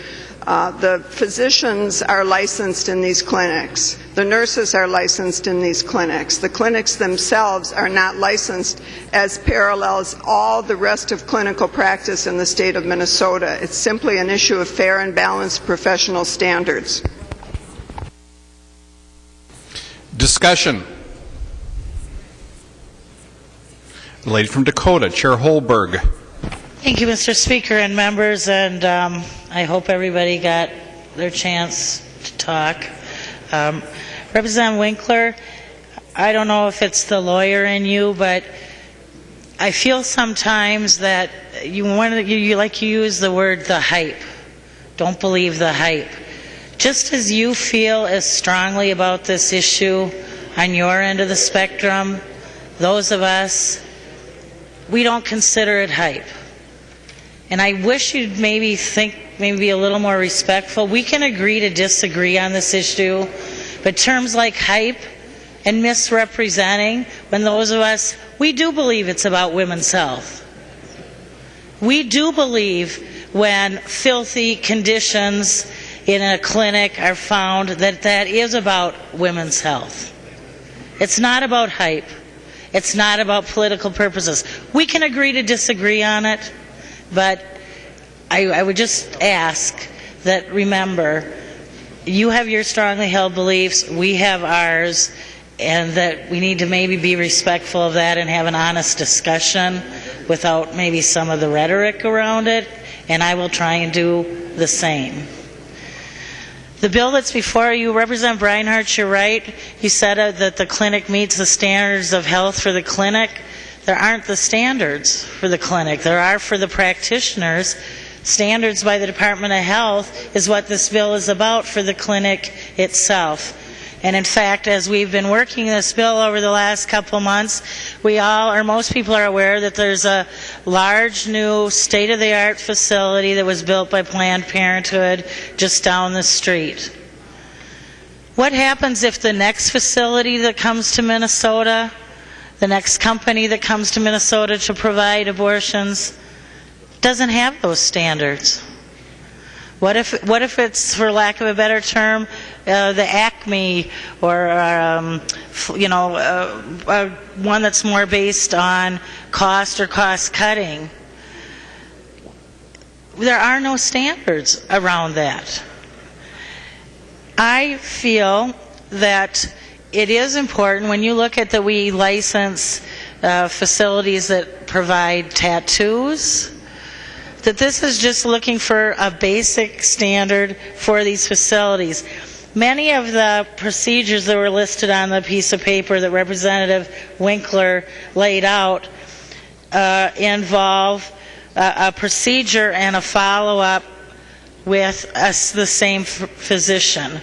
We hear many times in discussion around this issue that the number of clinics in the state are limited, and sometimes, in fact many times, women have to travel in order to have the procedure done and then return to a different physician or location for follow-up.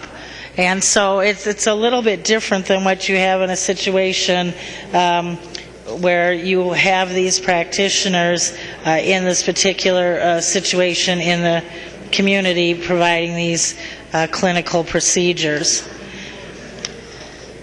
Members, I know that everybody already knows how they're going to vote on this, but in looking at our first fiscal note where it laid out what rulemaking procedures and how this would actually work, the department laid out the things that they would set rules regarding for this licensure procedure. And they talked about infection control, staff qualifications, disposal of biologic materials, patient rights, physical plants, sanitary environment, and reportable diseases. I think that those are all good things that we should be able to take and set up for standards in these types of facilities. They said that an average inspection would take about 73 hours. So that tells me that there are things that the Department of Health would take a look at that are important to women's health. So members, again, I know everybody probably knows how they're going to vote on this. I think that this is about women's health. I'm certainly not doing this for political purposes. I'm doing this because I do care about women, and I would urge a green vote. The gentleman from Hennepin, Representative Winkler. Mr. Speaker, I only rise because Representative Holberg specifically referenced me by name. I never said that your views on this weren't sincere. I said that we are going to have different views, and I'm not going to try to convince you to be pro-choice. I recognize that. And when I said that on the floor there was none of the other stories, I said the advocates were engaged in hype, but I think that is true. I think to compare this to Pennsylvania, I think to say that this is different than other kinds of procedures that are invasive and to single it out is unfair. It is a constitutional right. And I will never have a pregnancy terminated. May I never have a gallbladder removed. But if I did, all of the things that you just talked about for me as a patient would be equally important, whether it was terminating a pregnancy or removing a gallbladder. But we're not addressing the regulatory environment for clinical settings in Minnesota with this bill. We are singling out one particular kind of procedure. We're singling it out. And I didn't say it was for political purposes either. I know that you have a sincere belief that that's wrong. And I believe you care about women's health. But what I'm trying to say is, if we were sincerely concerned about the health of patients, we would be looking at all of these things, not just this particular individual one. And that's why the vote's not going to change except by one vote, because I voted with you in order to make the motion to reconsider. But this is about abortion. It is not about the safety of clinics for outpatient procedures. Discussion.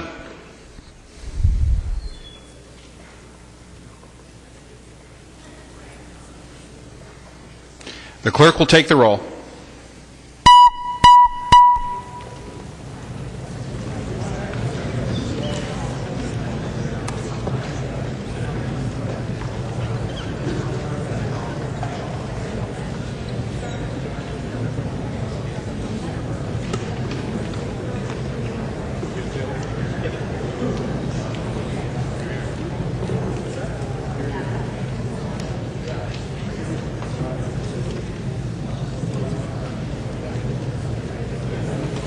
Members, please vote.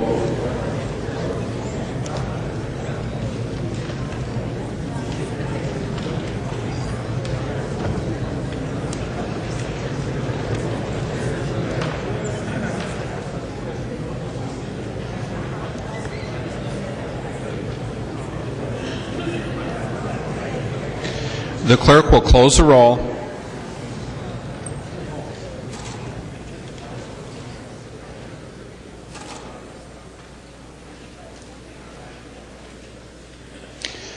There being 80 ayes and 47 nays, Senate File 1921 is passed and its title agreed to. For what purpose does the lady from Hennepin rise?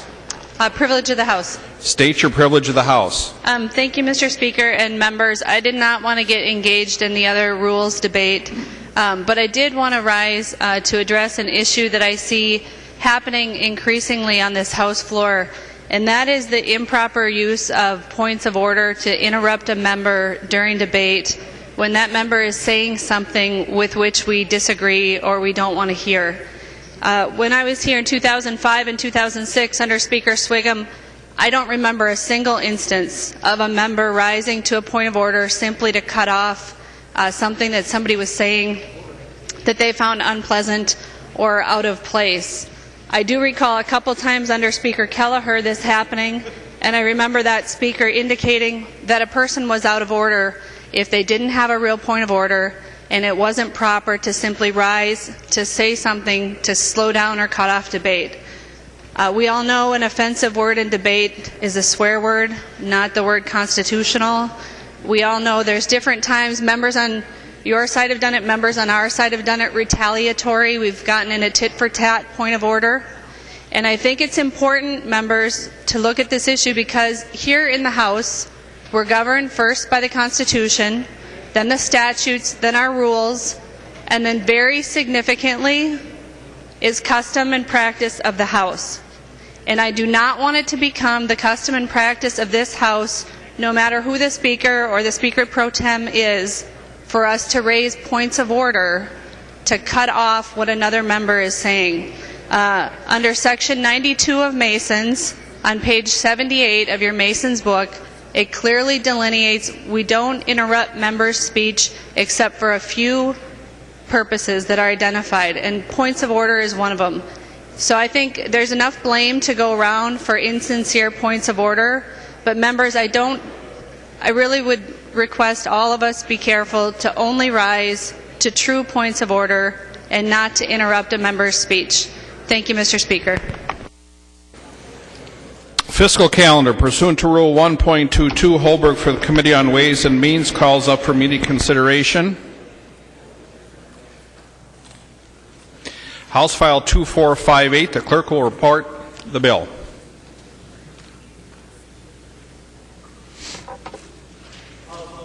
House File 2458 on the fiscal calendar for today, the second engrossment, an act relating to state government. The gentleman from Watonwan, Representative Torkelson. Thank you, Mr. Speaker and members. House File 2458 is the advisory inspections bill. This bill would allow a person to request an advisory inspection, which they would pay for, and in turn the supervising agency would review permit issues and without the threat of disciplinary action inform them of what they needed to correct. The desire here is that all the agencies involved will work with our citizens in a non-threatening manner and help them comply with the requirements of state government. This bill has the support of the governor and has bipartisan authors. I do have a couple of amendments. There is an amendment at the desk. The clerk will report the amendment. Torkelson moving to amend House File 2458. The second engrossment as follows. The amendment is coded 493. The gentleman from Watonwan, Representative Torkelson, to-year amendment. Thank you, Mr. Speaker and members. As we work through this bill, we've found the need to eliminate certain permit issues that do not fit with the intent of the bill, and that is what this amendment is about, to give those certain aspects relief from the bill. I urge a green vote. Discussion. All in favor say aye. Opposed, say no. The motion prevails. The amendment is adopted. There's an amendment at the desk. The clerk will report the amendment. Torkelson moving to amend House File 2458. The second engrossment as follows. The amendment is coded 488. The gentleman from Brown, Representative Torkelson, to your amendment. Thank you, Mr. Speaker, for recognizing that I have today established my residence in Brown County. I appreciate your recognition of that. The 488 amendment just is a technical correction to relieve an issue with MMB. Urge a green vote. Discussion to the amendment. All in favor say aye. Those opposed say no. The ayes have it. The motions prevail. The amendment is adopted. Seeing no amendments at the desk, the lady from Hennepin, Representative Kahn. Mr. Speaker and Representative Torkelson, you know, I think this is a really good bill, and it's doing some good things. But we should point out, particularly maybe even in light of the last bill, that we're doing an enormous amount of further government intrusion and action. And there isn't any fiscal note because we're all telling them to pay for it by increased fees. And we've also pushed off some of it. I'm trying to remember everything that happened in Ways and Means. But we also pushed off some of it into the next fiscal year, which is a really weird, next biennium, which is a really weird way to get around causing any fiscal effect in this biennium. Do you want to say something about what this bill does to the increase in government and the increase in government activity and so forth, and the increased costs to the people who are going to be involved in it? And remember, I believe in government, and I'm a tax and spend liberal, and I believe in paying for the government that we have. And, you know, I'm obviously not an expert on these things, so I'm willing to take you're much more of an expert on these activities than I am. I'm certainly willing to accept your belief that that it's really a good idea. But would you just, I'd like you to speak to this bill in terms of the increase in government that it brings to us and why we really want to do that. The gentleman from Brown, Representative Torkelson. Thank you, Mr. Speaker, and thank you, Representative Kahn, for elucidating your position on many issues here on the floor of the House. It relieves much confusion that I had about where you're coming from. The fact is that these advisory inspections are only done at the request of the permittee, and if the permittee does not feel it's worth the investment to basically hire the state agency to come out and go through this process will not occur. So there's nothing forced here. It's all permissive. Someone requesting an advisory inspection will pay the cost of the advisory inspection. So if any additional employees are required in the future, they will be paid for by those requesting the inspections. The lady from Hennepin. Seeing no amendments at the desk, the clerk will give the bill its third reading. Third reading, House File 2458 as amended. Third reading as amended. Discussion, the gentleman from Swift, Representative Falk. Thank you, Mr. Speaker. I was wondering if Representative Torkelson would yield to a question. The gentleman will yield. The gentleman from Swift. Thank you, Mr. Speaker. Representative Torkelson, I know we've had a lot of these bills of this nature that deal with some reforms, specifically dealing with the Pollution Control Agency, the DNR, come through the Environment, Energy, and Natural Resources Committee. I don't believe this one went through there, and I'm trying to read through it quickly, but when it lists agency, if you could just help me to understand which agencies, state agencies, are you most particularly trying to address? Because I do think that this is a bill that has some merits, but I want to more fully understand what aspects of state government we're trying to address here. The gentleman from Brown, Representative Torkelson. Thank you, Mr. Speaker and members and Representative. This bill went through GovOps, went through the State Government Finance Committee, and of course Ways and Means. Really, the original intention was to involve all state agencies who issue permits here in the state of Minnesota. We have relieved some of them because of the nature of the permits they apply. For instance, the State Patrol, who pulls over a semi on the highway, we wouldn't want them to be in a position where they had to follow somebody down the road who requested an advisory inspection to inspect them on the side of the highway. So they have been relieved from the responsibility of this bill, and there are others. Some agencies already have similar programs in place, and it is not the intent of this bill to interfere with any of those existing programs. So it's really just to increase the effort among all state agencies to work hand in hand with those people that receive permits so that they can understand what it takes to comply with state regulation in a non-threatening environment. The gentleman from Swift, Representative Falk. Thank you, Mr. Speaker. Would Representative Torkelson yield again? The gentleman will yield. The gentleman from Swift. Thank you, Mr. Speaker. Representative Torkelson, I didn't get an answer to my question. I'm just curious. I mean, we have a lot of agencies, but which ones offer permits that this deals to address? I mean, I heard that looks like the State Patrol's given an exemption, but specifically, which agencies would this apply to? I'm assuming it's the Pollution Control Agency, the DNR, but if I'm missing a few, being the author of the bill, I hope you would be able to tell me just which agency specifically. The gentleman from Brown, Representative Torkelson. Thank you, Mr. Speaker and Representative. I do not have a complete list in front of me, but you have mentioned some of them: PCA, DNR, Ag, Commerce, and others. Really, it's meant to affect all state agencies that issue permits except the ones that have been specifically relieved in the bill, that have been given an off-ramp. So any agency that issues a permit, the person who receives that permit could request an advisory inspection unless they are listed specifically in this bill as being exempt from this process. The gentleman from Swift, Representative Falk. Well, thank you, Mr. Speaker. Representative Torkelson, I appreciate that explanation. I serve on two of the committees that deal with three of those agencies, primarily with Chair McNamara's Environment, Energy, and Natural Resources Committee. We oversee the pollution control and the DNR. I would have liked to have seen this in that committee. I think we could have a very good and thorough vetting of the issue there.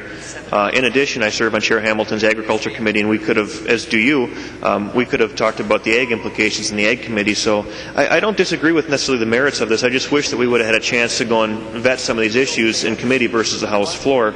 I think that there's a lot of good work that can be done here. It just is unfortunate that we don't have a chance to have that full discussion. So I'm not sure how I'm going to vote on your bill, but I just think that we could have done more work in a cooperative manner. Gentleman from Hennepin, Representative Nelson. Thank you, Mr. Speaker and members. And I've heard this bill in government operations, and it's a good bill. I think it's a good thing we're trying to do. The way it was listed as it came through, and the way I understand the bill, it kind of models it after the MnSTAR program that OSHA does in the state of Minnesota, that actually goes in and does advisory inspections on big projects that we have around the state here, and they work with the contractors to help them to make sure that they comply with the laws. Instead of being the cop there writing tickets, they're helping people to comply with their laws. But I just wanted to point out, I'm looking here at the fiscal note that was generated for it, and for people that are against big government, this thing will increase, it looks like, almost 100 full-time equivalents if it gets up and running the way it's designed. So I just want to make people understand that this is, even though it's going to be paid for by the people that are requesting the inspections, that there's according to the fiscal notes here, it's almost 100 full-time equivalents that we're adding to our state government. But again, like I said, I support the program. I'm going to vote for the bill because I think it's a good bill, but we just want to make sure, full disclosure, that everybody knows that. The lady from Ramsey, Representative Scalzi. Thank you, Mr. Speaker. And would Representative Torkelson yield for a question? The gentleman from Brown will yield. The lady from Ramsey. Thank you, Mr. Speaker. And Representative Torkelson, I know we did hear this in government operations, and there was concern at that time about somebody simply doing this over and over. And I see, the amendment seems to create situations that were not discussed in government operations. My concern is that somebody would use this, and I see in the original bill it says it doesn't apply to violations that are a part of a pattern that has occurred repeatedly and shows willful intent. Could you explain for the body how you would define repeatedly? Is that like weekly? Is that 50 times a year? Is that 3 times a year? The gentleman from Brown. Thank you, Mr. Speaker and Representative. The language in the bill limits this to once per year for someone who would request an advisory inspection. I would have to do some searching to find the line where that occurs, but it is in the bill somewhere, I assure you. The lady from Ramsey. Thank you, Mr. Speaker. Then my other question is on your amendment where you're inserting the language that if a person requests an advisory inspection but the agency does not have the staff resources necessary to conduct the inspection, then they're sort of off the hook. And I'm wondering if you can explain that to the body. It just seems as though if we're going to add 100 FTEs for this, we should be able to get people out to make the advisory inspections, but it seems kind of like an open-ended permissiveness, and maybe you could address that. Is the lady from Ramsey asking the gentleman from Brown to yield? Thank you, Mr. Speaker. Yes. The gentleman from Brown will yield. Representative Torkelson. Thank you, Mr. Speaker and Representative. That language is really to deal with the FTE issue. There was quite a bit of discussion between myself and the various agencies involved with this bill as we worked through the process. As was noted earlier, there is a number of FTEs that were on the original fiscal note. We really didn't feel that was appropriate because we feel that as this process is put into place, that when advisory inspections are done, it will actually relieve the workload for the regular inspection service, because if an advisory inspection has been done, that particular permittee will then be in compliance, and if a regular inspection comes along, it will require much less input from the agency involved. So really we're putting this in place in a manner that allows it to proceed, but without burdening the state with a lot more full-time employees at this time. The agencies are required, if they feel they need more employees, to come back to us next year and verify that those extra employees are needed to keep this process moving. The lady from Ramsey. Thank you, Mr. Speaker, and thank you for that. And I did find once in a calendar year, it's line 2.3 and 2.4 in the bill. I guess my question is, then if you do it once a year, I'm just thinking of a company that might want to just do this once a year forever. And what's your mechanism then?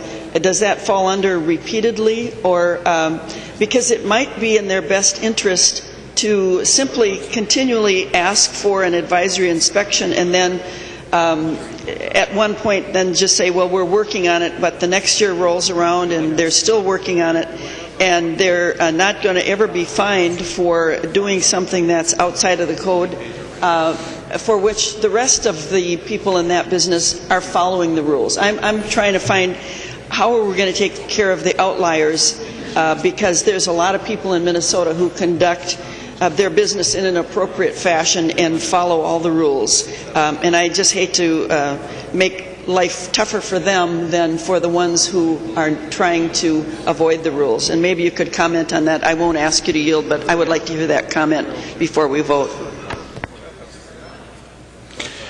The lady from Hennepin, Representative Hortman. Thank you, Mr. Speaker. I also have a question for Representative Torkelson. I like this bill. I really like the concept. As a small business person, there are times when you really want the input of the agency before you take action. But one question I have is there a period of time that a company can get amnesty for and no longer? So, for example, if I just don't want this to become a way where a company, if they're violating the law for 5 years and then they figure it out, and then so they call the agency and have the agency come out and do an inspection, then they sort of have amnesty for that time period. And I was wondering if there's a limit to how much sort of wrongdoing against the rules a person can get for a certain time period, if he would yield to that question. The gentleman will yield. The gentleman from Brown, Representative Torkelson.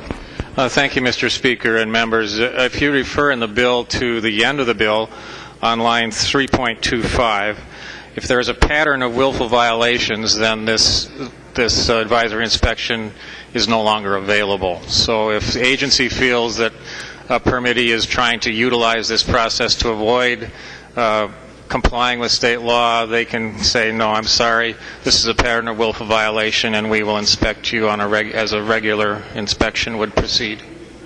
The lady from Hennepin. Thank you, Mr. Speaker. Thank you, Representative Torkelson. I read and I couldn't find the part that sort of addressed that concern, and I appreciate you pointing out the language. I do think in the future we probably could, and I obviously won't move an amendment or reconsideration of third reading or anything, but I think we might want to put a time limit on it so that we don't encourage sort of what some could call maybe the dumb blonde approach of, oh, I didn't know that was a rule violation, and then you call and you kind of get forgiveness. So I think we might want to think about a time limit during which a person could be forgiven for their violation of the rule. But members, I think it's a good bill. We talked about it in Small Business Caucus, and I encourage a green vote. The gentleman from Dakota, Representative Hansen. Thank you, Mr. Speaker. Would Representative Torkelson yield for a series of questions? The gentleman from Brown will yield. The gentleman from Dakota. Thank you, Mr. Speaker. Representative Torkelson, as you were presenting the bill, you talked about the word permit, and I've been looking through the bill to see if the word permit appears, and there are different types of regulations. There are permits and licenses and certifications. Does your bill apply to licenses as well as permits? Gentleman from Brown, Representative Torkelson. Thank you, Mr. Speaker. Yes, it would apply to other instances besides strictly permits. Gentleman from Dakota. Thank you, Mr. Speaker. And Representative Torkelson, if he'd yield for another question. The gentleman will yield. The gentleman from Dakota. Representative Torkelson, I'm looking at your exceptions, and most of the exceptions are, or there's some of the exceptions that are relating to fraud, federal law, endangering human life or significant risk of major injury or severe emotional harm to humans. It appears that those are acute responses, not chronic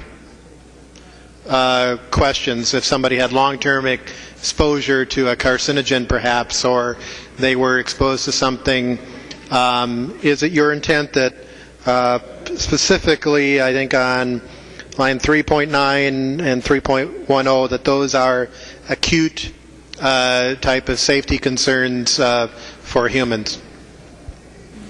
The gentleman from Brown, Representative Torkelson. Thank you, Mr. Speaker and Representative. I would again refer to the last paragraph of the bill, where the agency really has the opportunity to terminate the advisory inspection process if in the process of conducting an advisory inspection the agency finds a situation that the agency determines could lead to criminal penalties, endanger human life, etc. So I believe the agency really has enough discretion within the language of this bill to address a problem that you have identified. The gentleman from Dakota, Representative Hansen. Thank you, Mr. Speaker. I hope members are paying attention, because that's an extra added cost for the agency. The agency not only has to do the inspection, but then they have to prove whether or not if there's a need for it, doesn't endanger human life or a serious risk.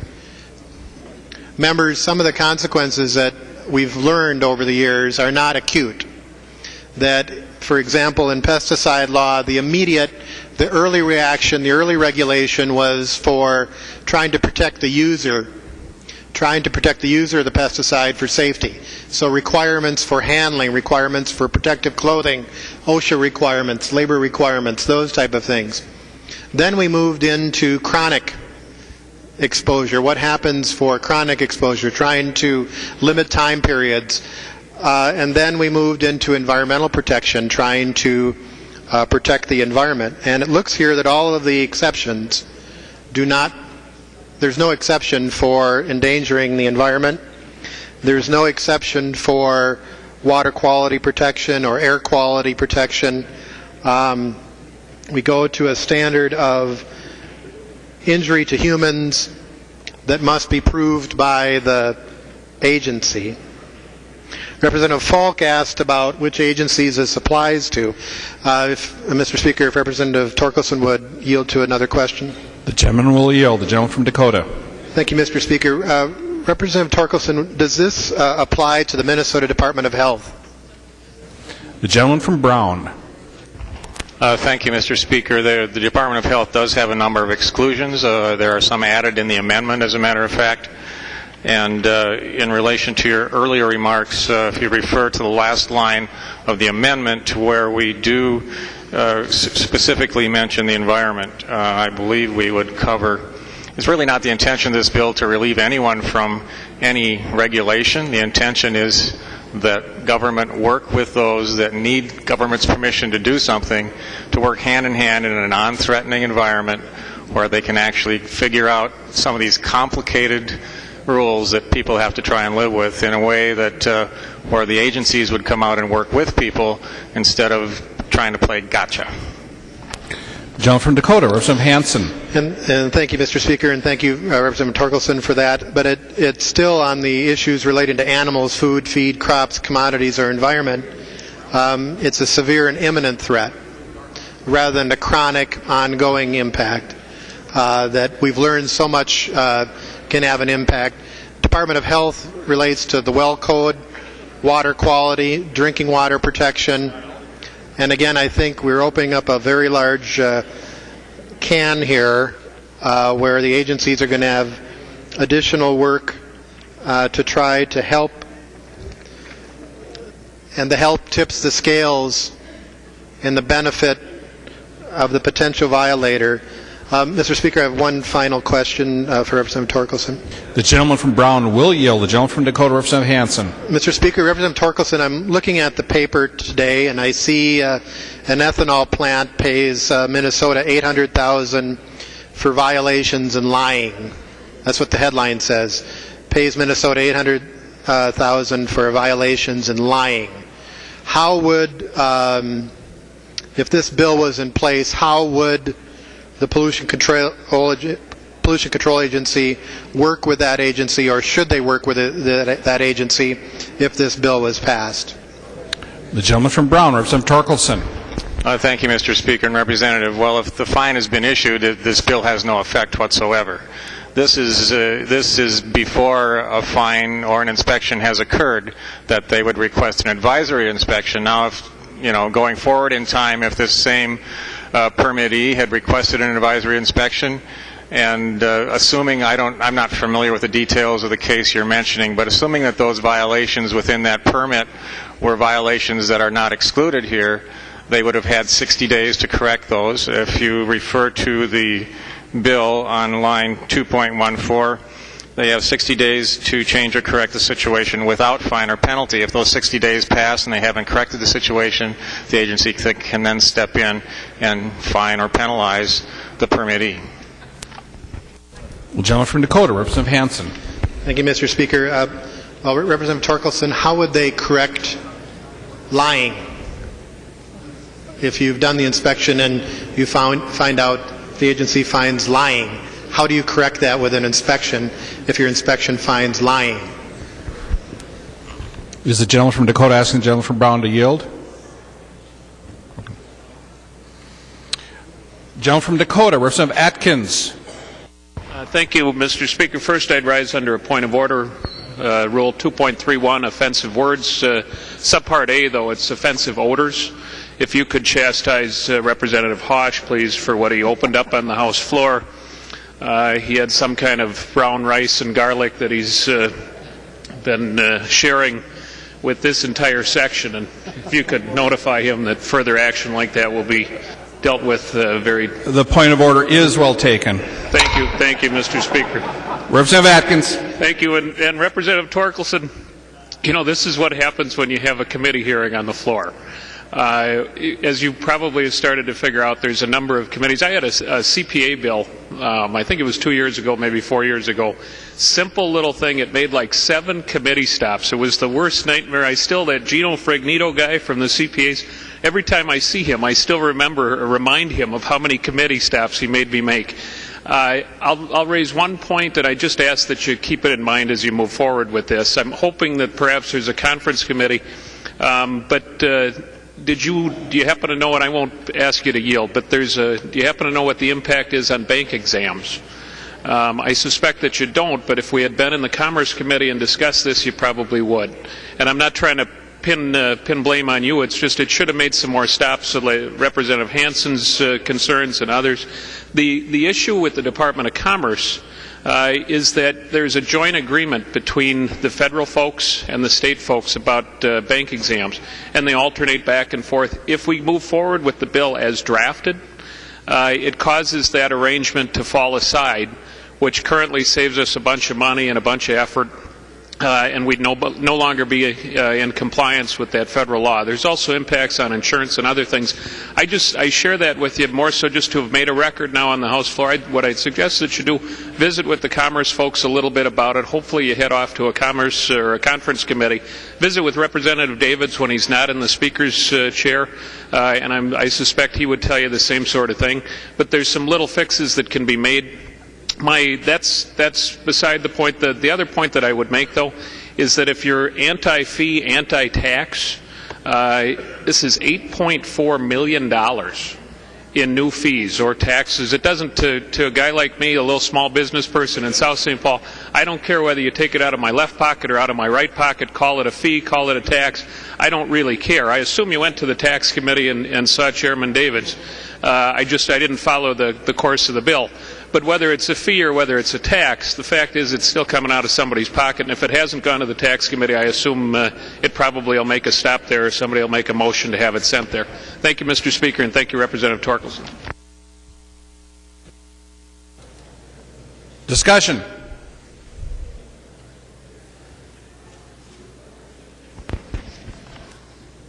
Gentleman from Brown, Representative Torkelson. Thank you, Mr. Speaker. I feel like I do need to respond. If you would look, Representative Atkins, on the back page of the amendment, you would notice that we have exempted all financial institutions, including banks, credit unions, savings and loans, etc., so that conflict that you mentioned between state and federal regulatory agencies has been eliminated. And also, I would just remind you that this is neither a fee nor a tax. This is a process that is instigated by the person receiving the permit. If they don't wish to do this and want to go ahead with just a regular inspection process, they can do that. And that process would not change. This is in addition to the regular inspection process and is done at the request of the person holding the permit or license. Discussion to the bill as amended. The gentleman from Dakota, Representative Atkins. Whether you pronounce it tomato or tomato, a fee is a fee is a fee. Representative Torkelson. My point remains the same relative to you're having the committee process though here on the floor is my point. And all of these, if it would have gone through the typical committee process, I'm not sure why this bill got special treatment, but this is exactly the kind of thing that happens when it doesn't go through the committee process. I would suggest to you, by the way, that the things that we've caught thus far might just be the tip of the tomato. And that there might well be any number of other things that if it had visited the committees that it should have visited, it would have been more appropriately vetted. Discussion.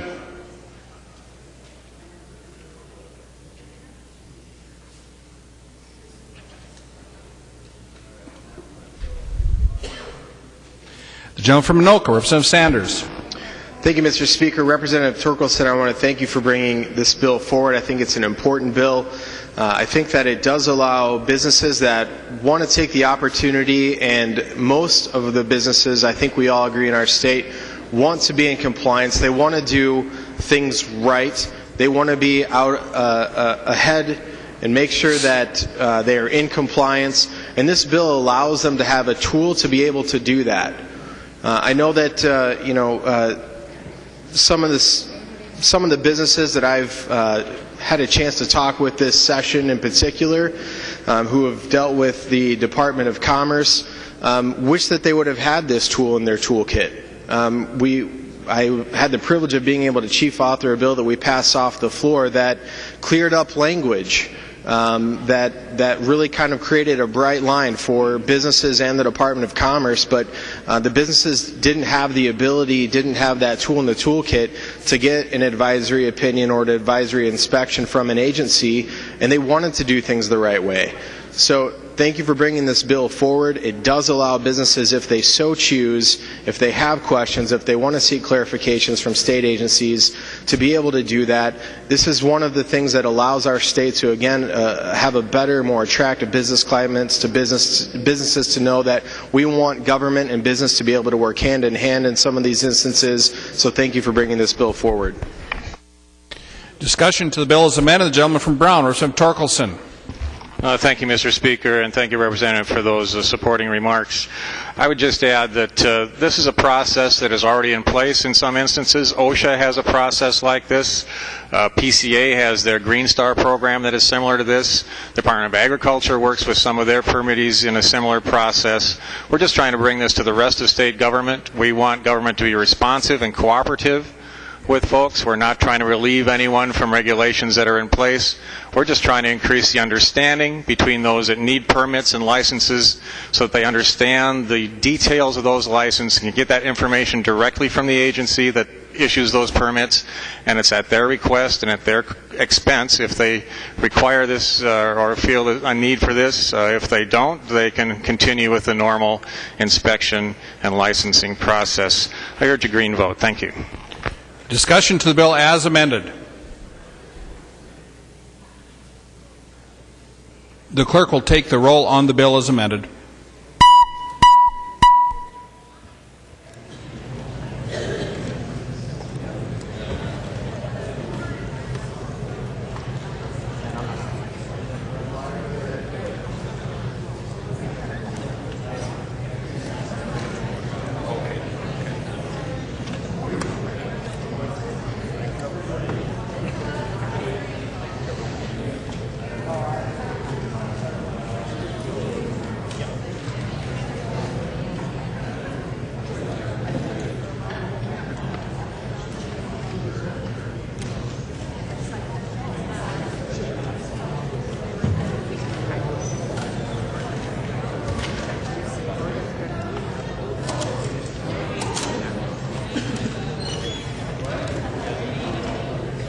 The clerk will close the roll.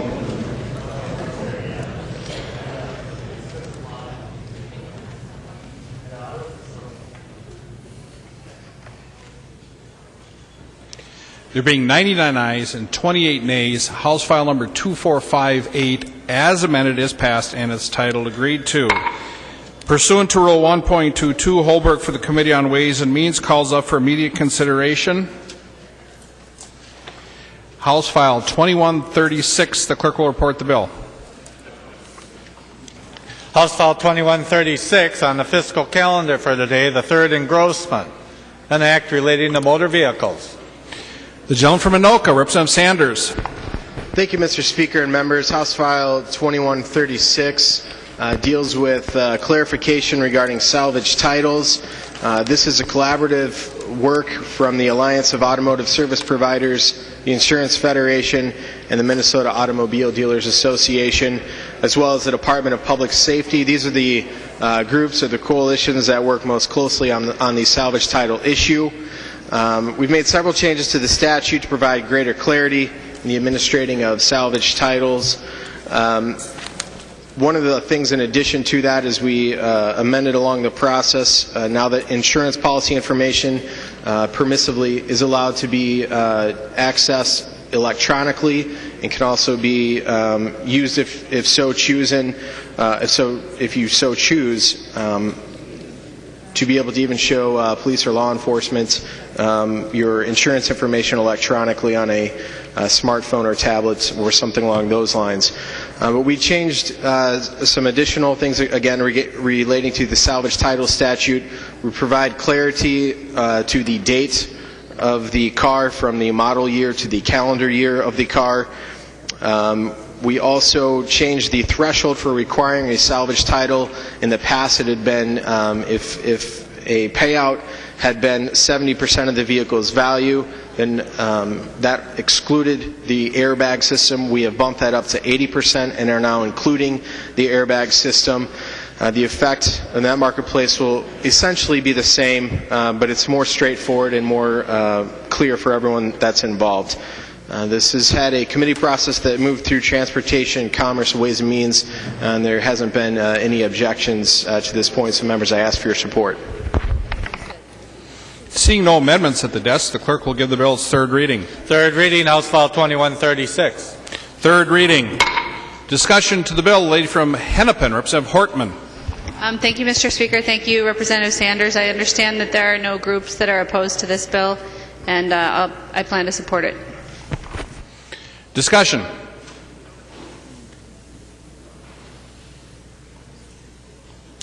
The clerk will take the roll on the bill.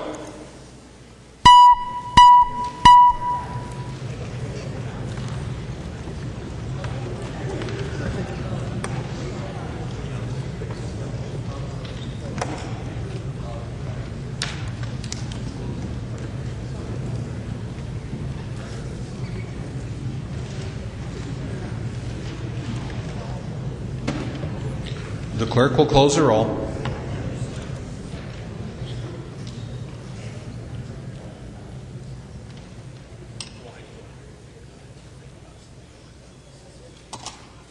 There being 127 ayes and 0 nays, the bill is passed and its title agreed to.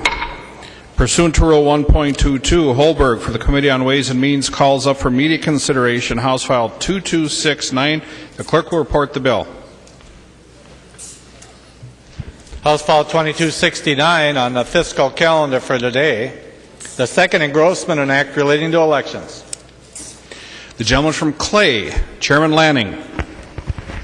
Thank you, Mr. Speaker and members. House File 2269 provides some additional funding to the Secretary of State's office from our reserve HAVA funds. Members, you know that the Help America Voters Act provides federal funding for primarily two purposes. First, to provide accessible voting equipment and polling places, and secondly, to develop statewide voter registration. In last year's state government finance bill, we authorized $1.24 million in HAVA funds to go to the Secretary of State's office. At that time, they requested another $1.425 million. The committee decided to defer action on that until this session, and we now have acted on that, and we have before you our recommendation to provide another $750,000 in funding to the Secretary of State's office to conduct election activities in this year. And so, members, with that, I'd be happy to answer your questions. Seeing no amendments at the desk, the clerk will give the bill its third reading. Third reading, House File 2269. Third reading. Discussion to the bill.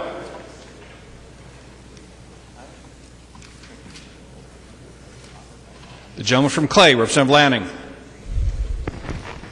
Thank you, Mr. Speaker. Members, I urge a green vote. Discussion. The clerk will take the roll on the bill.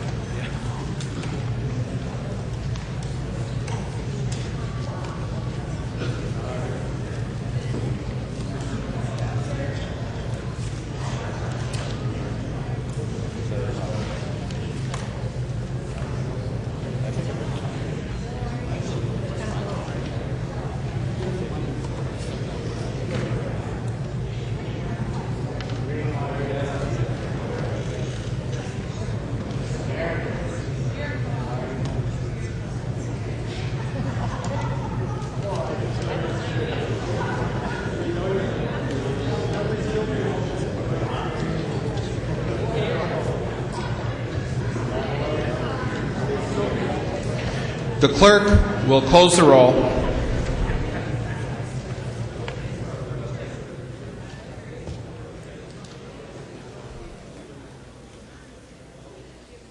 There being 126 ayes and 1 nay, House File 2269 is passed and its title agreed to. Pursuant to Rule 1.22, Holberg for the Committee on Ways and Means calls up for immediate consideration Senate File 506. The clerk will report the bill.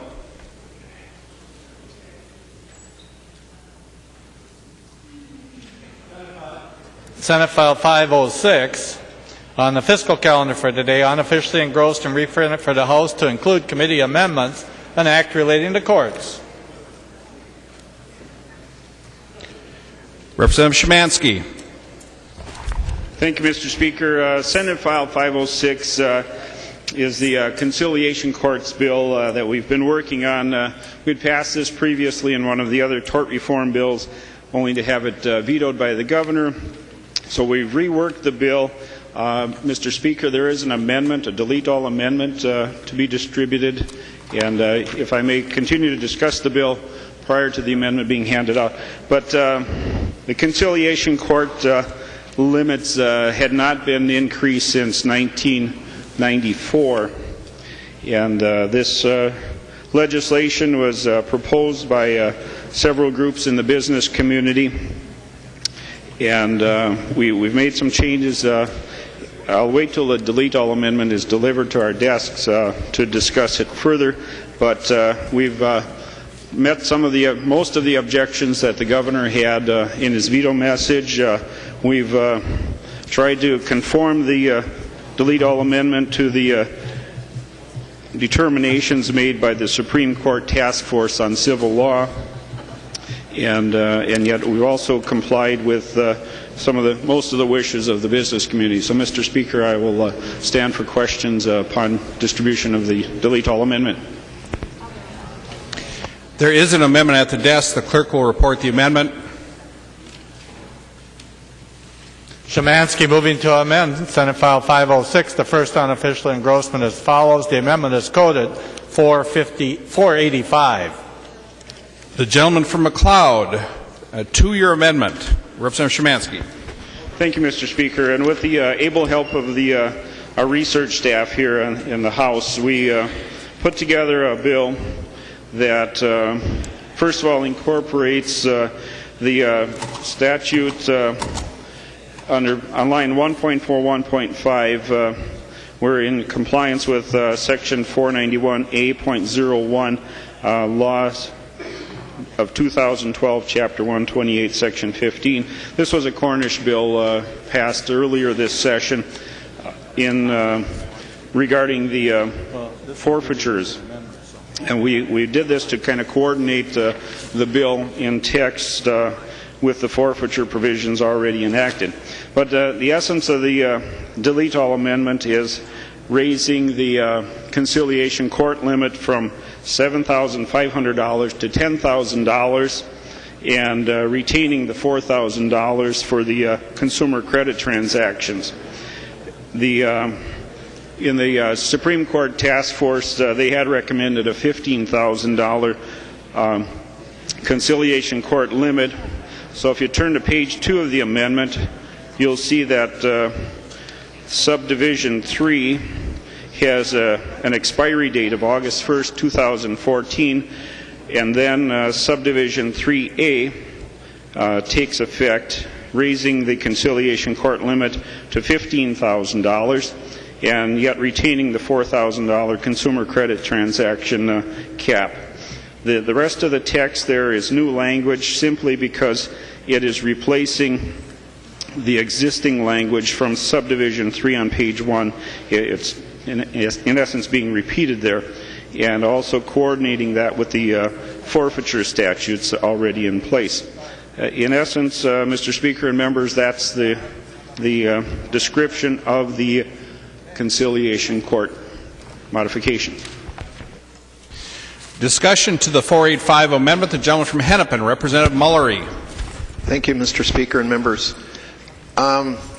This $15,000, which in essence is what you're going to, would make us the second highest in the entire country.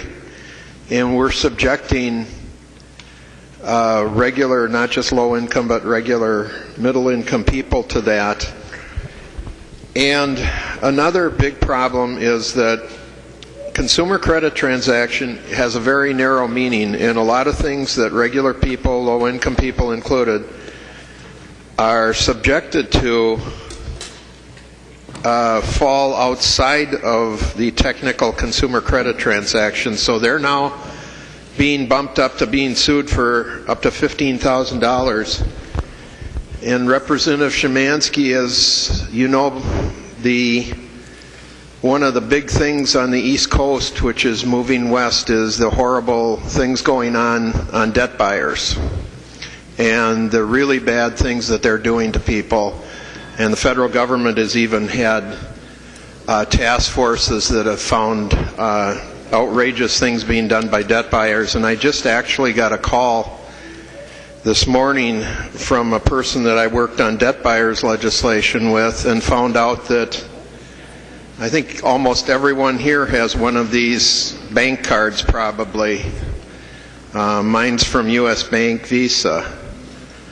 They are now, the debt buyers are going around the consumer credit and claiming that because this is both a debit and a credit card, that the debit part of it makes it not fall within that. So now you are subjecting regular people, our regular go right down the street, to all of the things that are going on in the debt buyer world, and up to 15,000 because you are now including all of these people involved in this. So I think that this is something that needs to be shelved. Vote no. Discussion to the amendment. The lady from Olmsted, Representative Liebling. Well, thank you, Mr. Speaker. And I was just going to ask Representative Shimanski a couple of questions, if he would yield. The gentleman will yield. The lady from Olmsted. Thank you, Mr. Speaker. Representative Shimanski, sometimes it's a little, I was really trying to listen as you're explaining your amendment because it does get a little confusing. But could you just explain to me if you're exempting the consumer credit transact or you're keeping that at a different level? So could you just give us some examples of the kinds of claims that would previously, under current law, be in conciliation court that would now be moved to district court? It would be helpful if we could think about that in more concrete terms, if you've got some examples. The gentleman from McLeod. Okay, thank you, Mr. Speaker and Representative Liebling.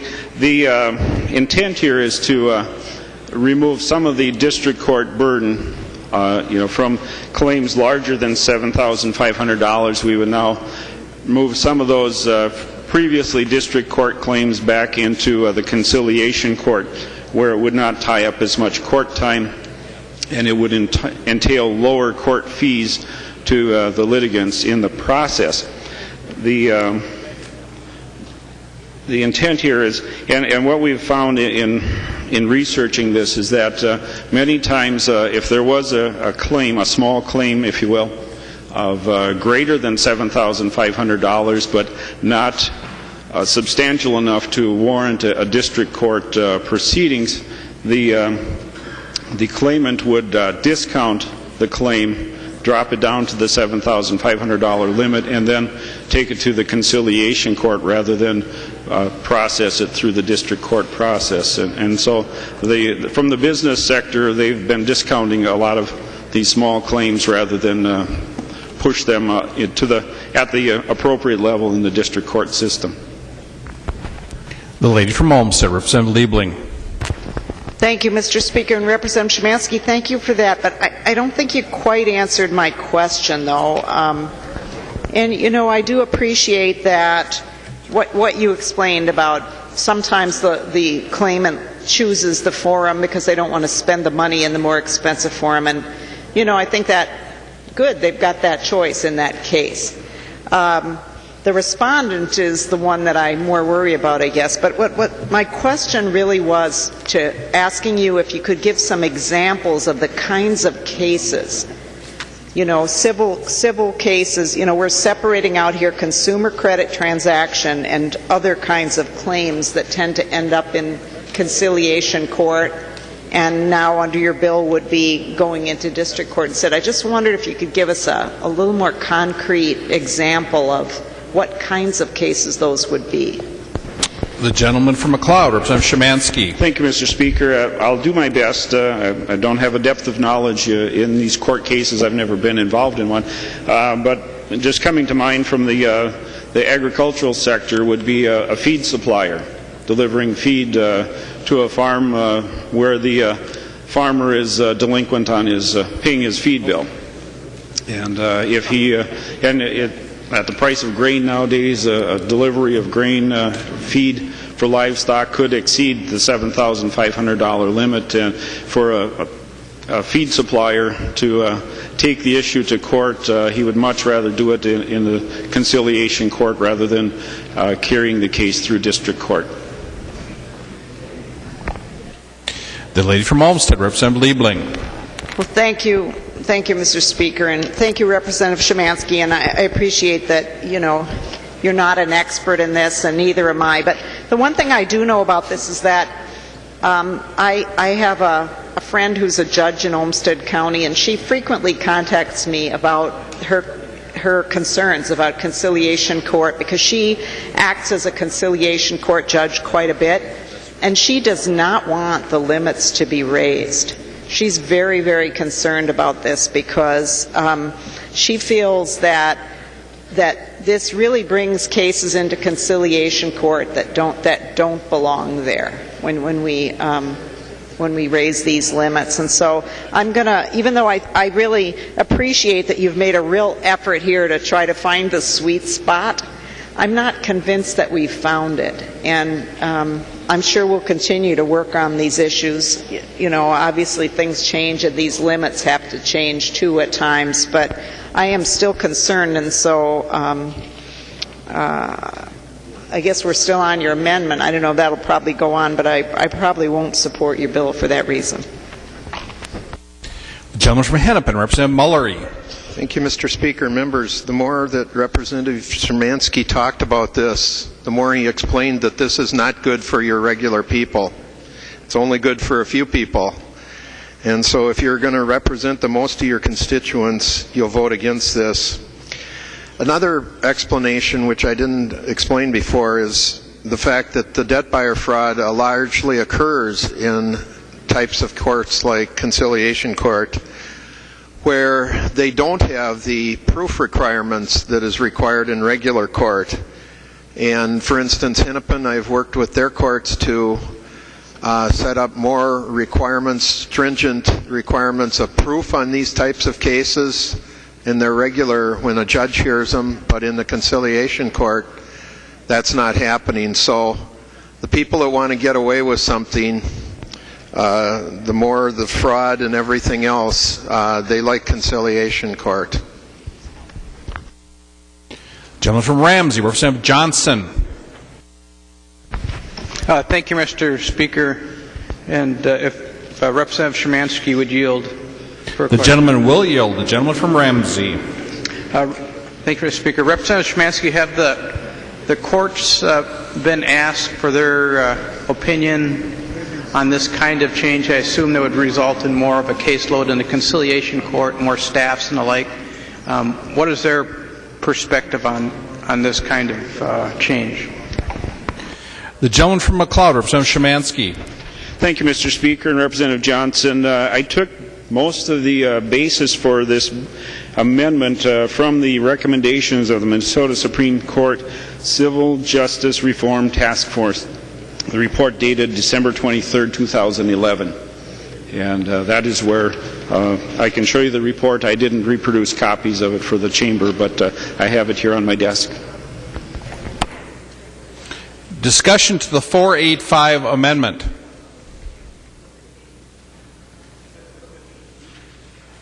All in favor say aye. Opposed? Motion prevails. The amendment is adopted. There's an amendment to the desk. The clerk will report the amendment.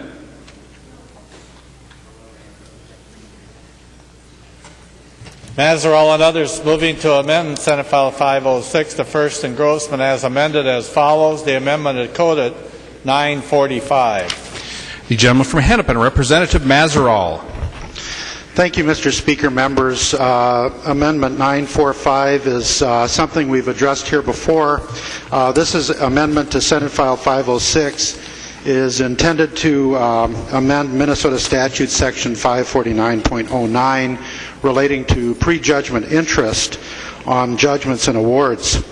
The statute currently provides for interest based upon a one-year Treasury bill rate where the amount of that judgment or award is $50,000 or less, and a 10% rate if it's over $50,000. What this amendment intends to do is to change that over $50,000 amount from 10% to 6%. In doing that, the intention is to get a more reasonable rate for the judgment creditors or the judgment debtors who actually at that point have not yet been adjudicated as debtors.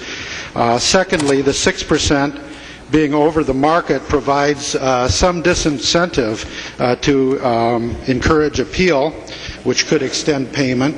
And the other thing it does is by lowering the rate from 10% to 6%, it provides less incentive than the 10% rate does to prolong or delay litigation or to take advantage of the above market rate for an extended period of time.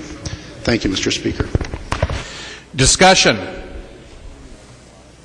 Gentleman from Dakota, Representative Atkins. Thank you, Mr. Speaker. Will the author of the amendment yield for a question? The gentleman will yield. The gentleman from Dakota. So just so we're clear, Representative Mazerall, let's, for the sake of discussion, say Representative Erickson, who's sitting in front of you, has a small business, and her business is defrauded by a vendor. They pursue a claim for $25,000 against that vendor.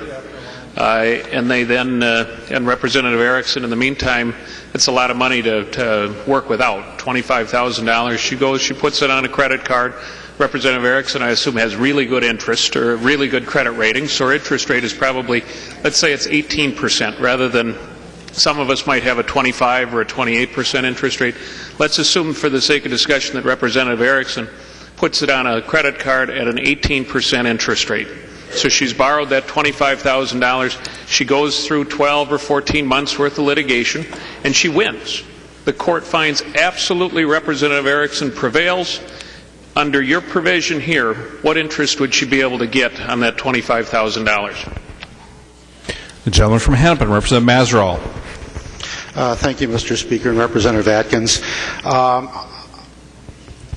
I will change your hypothetical, if I may, to a $50,000 claim or $50,001 claim, because that's the portion that we're actually looking to change, is for judgments of more than $50,000. She would be, assuming she was in fact would prevail on the eventual judgment, she would be getting a 6% interest rate from the time she makes the claim until the time that there's entry of judgment.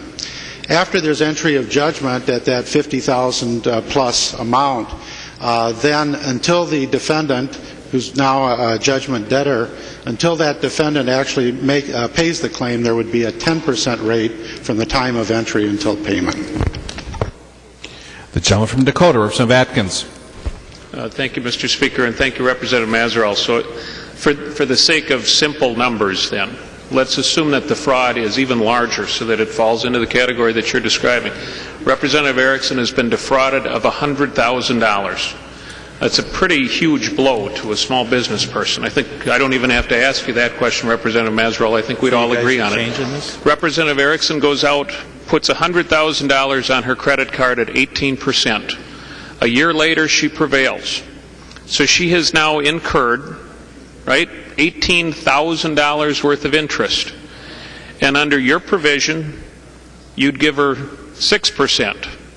So $6,000. So even though she won, and even though she was defrauded, and even though she won everything, won every single point of the lawsuit, she's still going to be out $12,000 under the provision, the amendment that you're offering here. Is that, Mr. Speaker, if Representative Mazerall will yield and confirm my math, is that correct, Representative Mazerall? The gentleman will yield. The gentleman from Hennepin, Representative Mazerall. Thank you, Mr. Speaker. Representative Atkins. That is correct. And in fact, the idea of this statute of prejudgment interest is not to prejudge who in fact might be the prevailing party, although in your scenario, in your hypothetical, we're assuming that Representative Erickson is in fact, or will be the prevailing party. The idea here is to hold the value of that claim during the time that adjudication is pending, and in fact should be based roughly upon market values so that there is no incentive one way or the other. At a 10% rate, Representative Erickson would in fact be incented to not prosecute that claim in an expeditious manner. In fact, under the statute, she could make notice of claim. She has 2 more years in which to bring suit, and if it's another 2 years after that before trial, would be in a position to gain 10% interest on that claim during the period of time. Now, you have interjected in your hypothetical a different situation in which she has to actually borrow against the dollars from which she's been defrauded. And the answer to your question is yes, she would be out the differential in those dollars. The gentleman from Dakota, Representative Atkins. Thank you. Thank you, Mr. Speaker. Thank you, Representative Mazeroll. So even though she wins on every count, it costs her $12,000, and the person that defrauded her doesn't have to pay that. I don't know why you're so anti-business, Representative Mazeroll, but we'll come to that, folks, momentarily here because I've got a point of order, Mr. Speaker, under Rule 3.21, germaneness, and I'm prepared to offer advice. Advice to the Speaker on the point of order. Advice, Representative Atkins, I'm sorry. Thank you, Mr. Speaker. As Representative Mazeroll just confirmed, this isn't actually applied to by the bill itself, even under the delete all, and that's what it took me a little while to figure out. Mr. Speaker, he just said that it doesn't apply to these claims. We're talking about conciliation court matters, and even under Representative Shimanski's delete all, it would only increase the size of those matters up to $15,000. Representative Mazeroll's amendment only applies to claims that are far larger than that, and therefore this doesn't apply. I'd ask that you rule the point of order well taken. Thank you, Mr. Speaker. Advice to the Speaker. The gentleman from Hennepin, Representative Mazeroll. Thank you, Mr. Speaker. I believe that, in fact, this amendment is germane in that it relates to the application of a rule by the courts as to how they would apply interest, as the conciliation court bill itself relates to rules of court and limits and application of dollars.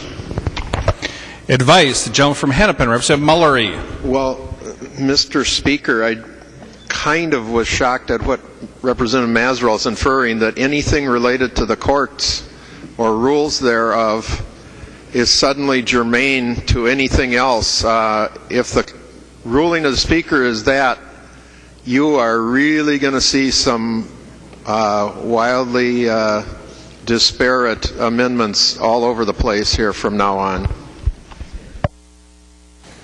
The lady from Olmsted, Representative Liebling. Advice. Thank you, Mr. Speaker. I think Representative Mullery kind of covered what I was going to say, that Representative Mazeroll's advice to the Speaker is such that you're going to be able to drive a truck through it if that's going to be the Speaker's ruling. So I would urge you to find the point of order well taken. Further advice.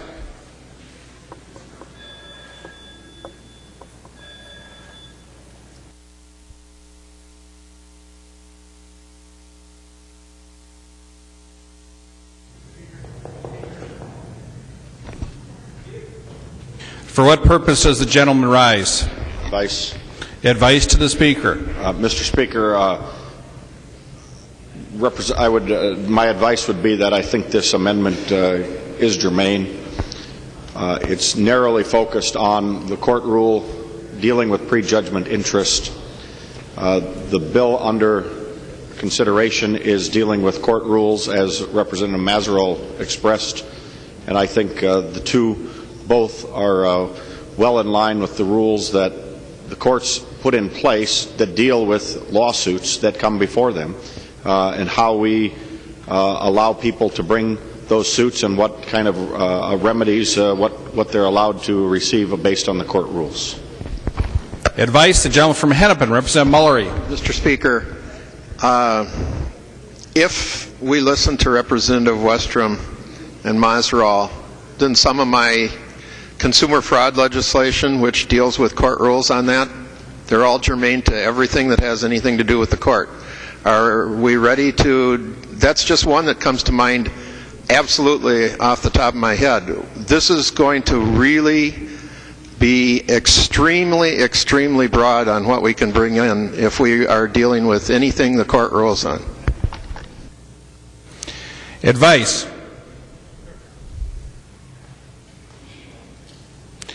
Gentleman from McLeod, Representative Shimanski.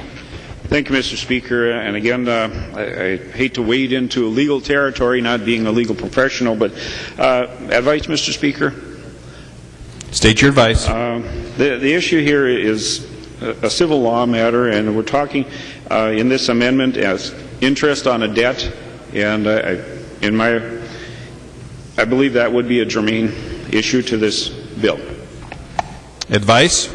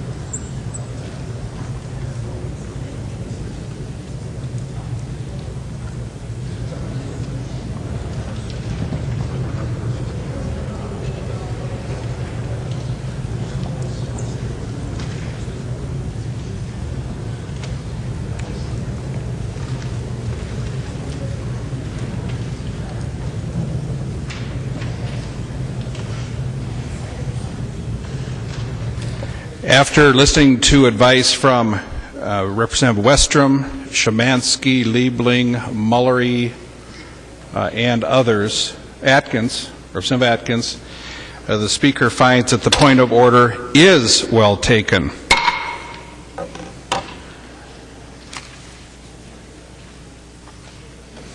Seeing no amendments at the desk, the clerk will give the bill's third reading. Third reading, Senate File 506 as amended. Third reading. Discussion. The gentleman from McLeod, Representative Shimanski. Thank you, Mr. Speaker, and thank you to members for the debate on this bill. We've got the Conciliation Court bill put together here that I believe it answers the concerns of the courts. Actually, one of the main reasons why I sponsored this bill was the savings to the court in the fiscal note that we had presented. And so I ask for members' consideration and ask for your green vote on this bill. Thank you, Mr. Speaker. Discussion.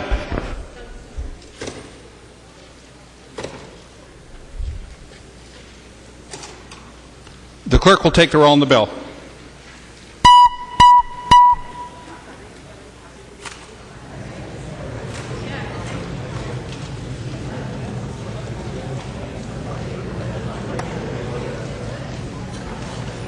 good. That's good.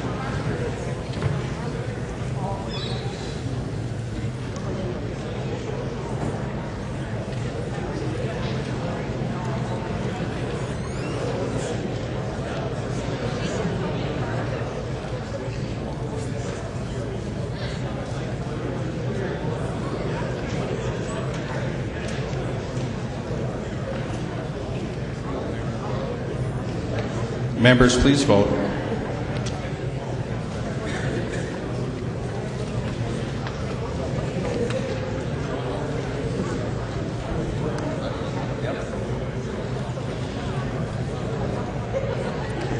The clerk will close the roll.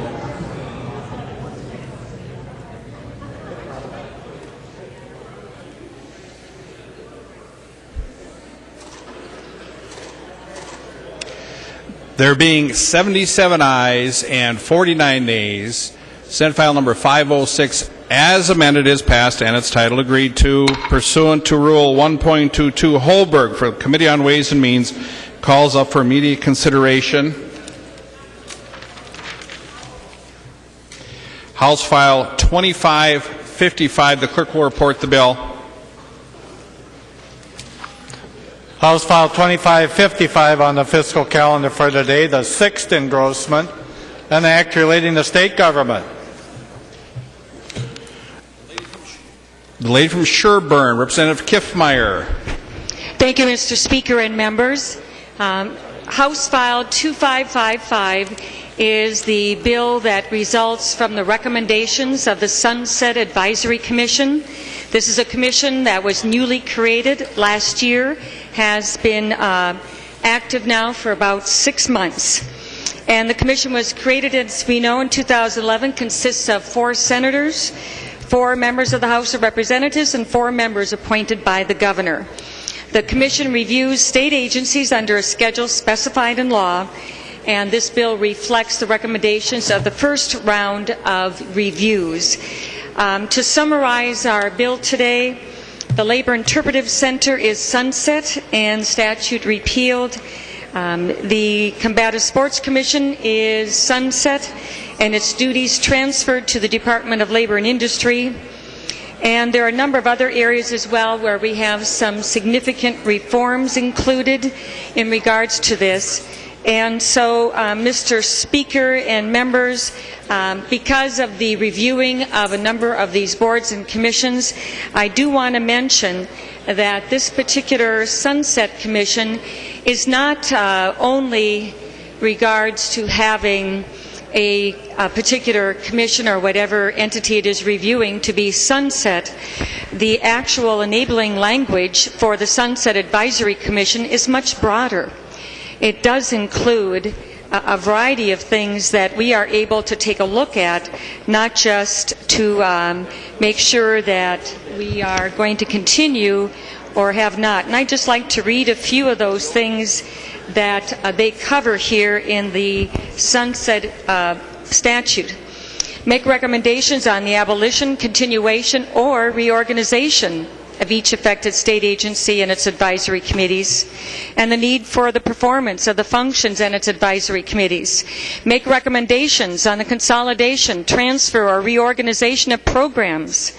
Make recommendations to improve the operations of the agency, its policy body, and its advisory committees, including management recommendations that do not require a change in the agency's enabling statute. And so this does carry with it a broad ability to be able to not just consider whether to sunset or not, but also to consider the functioning of the individual entities. In this case, we reviewed all of the health boards that are under the Department of Health, and also the boards of health such as the Board of Medical Practice, Dentistry, Ophthalmology, and a variety of others as well, the Minnesota Board of Nursing. And those were the types of entities. We also did the Council on Black Minnesotans, and we did the Councils of Color, the whole group of them, the Capitol Architecture Board, And so, Mr. Speaker, we also, on this commission, Representative Nelson is a co-author of this bill, and I appreciate and want to say thank you to him, and also thank you to all of the staff. And with that, Mr. Speaker, I'll be glad to stand for questions, and that is House File 2555. For what purpose does the gentleman from Carver rise? Mr. Speaker, point of personal privilege.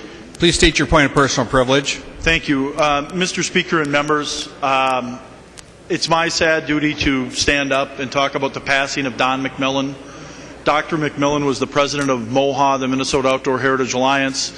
He was a lifelong conservationist, a friend of people that like to hunt and fish, hike, camp, use our lakes, our rivers, our outdoors. He was known to many, if not most, if not all of us here at the Capitol.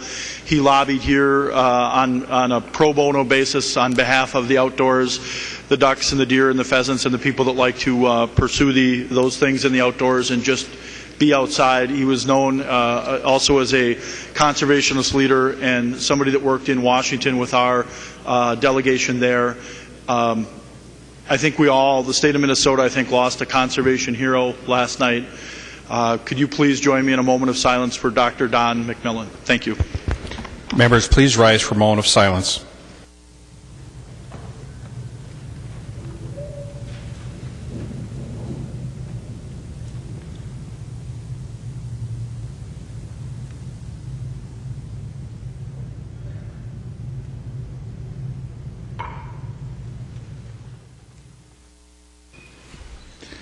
The lady from Sherburne, Representative Kiffmeyer. Yes, thank you, Mr. Speaker. I also have an author's amendment, 829. And I don't believe it has been distributed yet, or if it has, yes, I believe it has. Okay, thank you. There is an amendment. The desk clerk will report the amendment.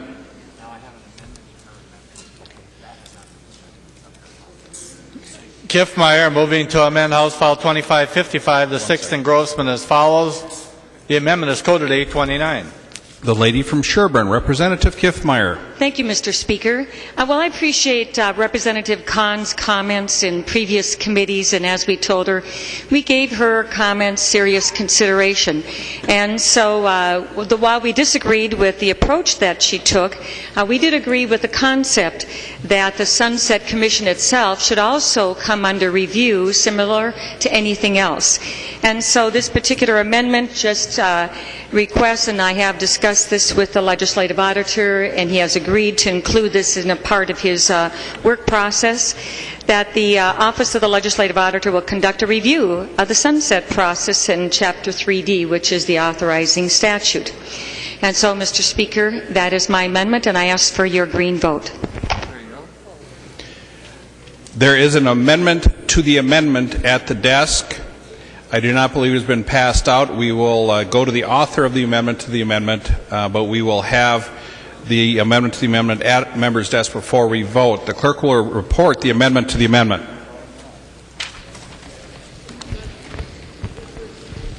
Kahn moving to amend the Kiffmeyer amendment to House File 2555 as follows. The amendment is coded 498. Lady from Hennepin, if you could describe your amendment to the amendment. Again, members, you do not have it, so we will let the author describe it. The lady from Hennepin, Representative Kahn. Could I please have a copy immediately given to Representative Kiffmeyer? Can we have a copy? He's got it. Is that? Does the lady from Sherburne have a copy of the amendment? Representative Kahn, if you would like to talk about it for a bit, and then we'll go to a pause until members have it. Representative Kahn. Well, Mr. Speaker and Representative Kiffmeyer, I do appreciate the fact that we decided that something that's going to be as important as the work of the Sunset Commission should also be subjected to some scrutiny. So I did appreciate your the amendment that you have. But what I was a little surprised about it, because I never remember having seen a date like this in state statute for something to happen by after 2022. The only time we've seen such long times is when we've done, for example, a constitutional amendment with a tax and we have it expire in some very long time. So I'm, really glad, I hope you'll be around to look at that review of the sunset process. I can't imagine that I would, and so I would kind of like to see something in advance. And so the amendment that I've proposed, the 498 amendment, which I think is now being distributed, would also again add the Sunset Advisory Commission, the thing that I originally started to do in Ways and Means, the Sunset Advisory Commission, to the set of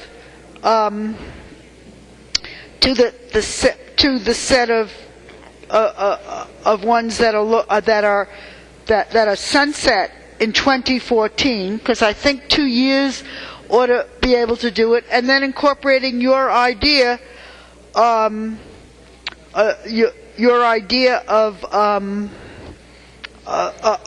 looking at a legislative order to review. We just asked that they work first on the Sunset Advisory Commission, and so we add this to your full one, that we then have a preliminary, that we then have a review of the Sunset Advisory Commission, and submit that result to the review in time for consideration by the legislature in the 2014 session. And this includes your comprehensive review that's looked at after 2022. But before that, I think we could have some idea of what's happening with the Sunset Advisory Commission, and I would like to see that in the next session. So, I hope you'll accept this amendment to your amendment, and then we can get on with the bill. The lady from Sherburne, Representative Kiffmeyer. Mr. Speaker and Representative Kahn and members, first of all, a 2014 time would be really premature. There are ones that we are reviewing right now that have been in place for many, many, many years, and you have a track record. You have a financial record. You have an ability to take a look at that. You have previous reports and all kinds of information, and you do that. So I really felt that it was at least fair to give the Sunset Commission time to have some history of functioning prior to auditing something or taking a look at it. And certainly, since these bills come before the legislature, you have every opportunity to do that. So, Representative Kahn, I'm not able to agree to your amendment, and I would ask for a red vote on the 498 amendment, Mr. Speaker. Thank you. The gentleman from Scott, Representative Bisgins. Thank you, Mr. Speaker and members. Rarely do I get a chance to stand up on the House floor and say Representative Kahn and I are in total agreement on an issue. All right? But I think this is a very appropriate amendment, members. And the reason I think it's very appropriate is because I believe the task that the Sunset Advisory Commission is being asked to undertake is something that should be done by every legislative committee every biennium. Unfortunately, that is not happening.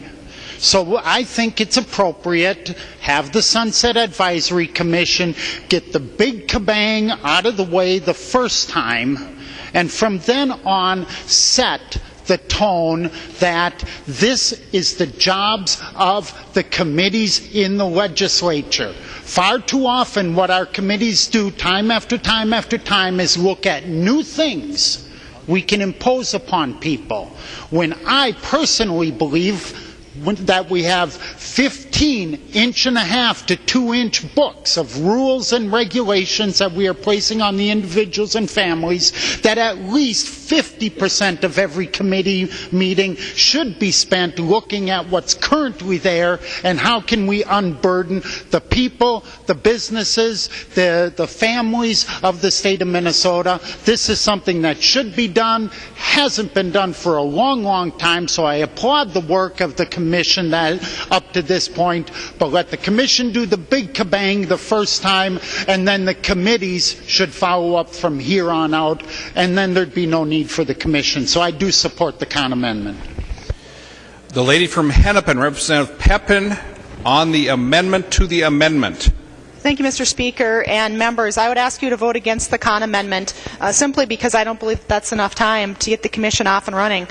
Representative Kiffmeyer and Senator Bonoff and others and the staff we've used have done a tremendous job, but I can tell you the hours that have been spent on this, just getting it up and going, has been tremendous. And for this to be a truly effective Commission, it needs a little bit of time to get up and running. And I think to be able to get at that hard work that we want to do, we need to keep this going, and I think it's fair that we set this on the same schedule, and it works in well with the schedule that we have with all the other organizations we're reviewing. So I would strongly encourage a yes vote on this amendment, or excuse me, a no vote on the Khan amendment. Discussion on the amendment to the amendment. The gentleman from Hennepin, Representative Downey. Thank you, Mr. Speaker. Real quickly, I'll just chime in with Representative Pepin. I think we need a little bit more time. If you look at the bill, there's actually quite a bit of Sunset Commission infrastructure and process that's being built here this year and in the next couple of years. And I think the real opportunity here is when we get into these big agencies, and for us to evaluate the Sunset Commission in its infancy without giving it a chance to mature and really go after the big opportunities, I think would be a mistake. Discussion. Gentleman from Clay, Representative Lanning. Thank you, Mr. Chairman and members. I rise in opposition to this amendment to the amendment. I think it is good and appropriate to have the legislative auditor make this review, but to do that in 2 years when they're only part way through what the Sunset Commission was originally charged to do, I think is very premature. Please vote no on the amendment to the amendment. The gentleman from Dakota, Representative Hansen. Thank you, Mr. Speaker. I would rise in support of the Khan amendment to the amendment, primarily on a couple of words in the amendment. This body and the other body have a history of not directing the legislative auditor to do tasks. Once you break that seal of saying you shall do this review or that review, it's a path that you don't really want to go down. We have a process. All of you have participated in that process for selecting topics for program evaluation, rather than having the House or the Senate direct the auditor to do something. Representative Khan's amendment has the legislative auditor is requested. Now, it may not seem like much of a difference, but Representative Kiffmeyer's amendment, whatever it happens, even if it's 10 years out, says shall conduct. And as being a longtime member of the Legislative Audit Commission, I would recommend not directing the auditor through legislation to conduct things, whether it's this year, next year, or 10 years from now. I think a request is one thing. I think we have a process where we could look to evaluate this in the program evaluation. I'm not completely happy with Representative Khan's amendment, but it is a request rather than a direction. So I'd urge adoption of the Khan amendment. Discussion.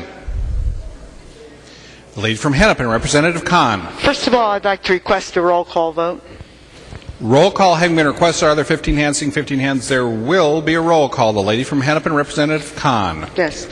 Well, Mr. Speaker and members, 2014 might be a little short time, but I think 2022 is a very long time. So I think the appropriate thing to do is to accept my amendment with the understanding that this bill is now going on to some discussion with the Senate. And I was trying to put intermediate times in here to give a little bit more time, but less than this full 10 years. And I can't easily do it here. But the concept that the Sunset Commission is not exempt from the reviews, and that it shouldn't be considered along with the largest agencies that we have in the state, which are the last ones that are being done, are the biggest agencies.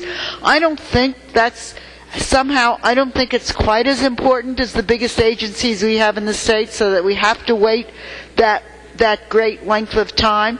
And I think it ought to be able, we have some idea of what the work of the Sunset Commission was in in this session. Some of us may think it was significant. Some of us may think it wasn't terribly significant. And I think another 2 years should give us certainly a better idea of how significant it is. And I think the last things that Representative Kiffmeyer said was actually practically an endorsement. It's not quite an endorsement of my amendment, but it's an endorsement of what I think about it, which is that it is the jobs of the legislative committees. And Representative Kiffmeyer said that through those 10 years, the legislative committees will be looking at those appropriate departments and will be looking, and that's what they should be doing all the time. So what this does is what my amendment does is just say that we'll give it another 2 years to see what they're coming up with in their process, and maybe its process is what we're looking at, and that we'll be able to then make a decision by 2014 whether we want to consider this or not. But, as I said, in my lifespan, that 2022 is awfully far away.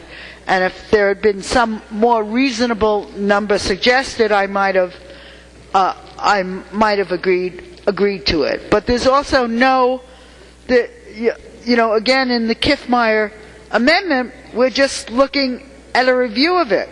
And I think it ought to be subjected to the same sense of sunset that other parts of the statutes have. So I would urge members to vote yes on my amendment, send the Kiffmeyer bill off with my amendment, add it to her amendment, and hopefully we'll come back with something that makes sense to everybody in the final passage of the bill. The lady from Sherburne, Representative Kiffmeyer. Thank you, Mr. Speaker, and Representative Kahn, and also Representative Biskins. First of all, in regards to the work of the Sunset Commission, we spent 32 hours of testimony time in regards to the councils and others that we did, plus the hours of homework before, during, and after, and the compilation of staff time. There is no way that our committee structure here in the legislature can give that kind of time. It's not a real practical thing.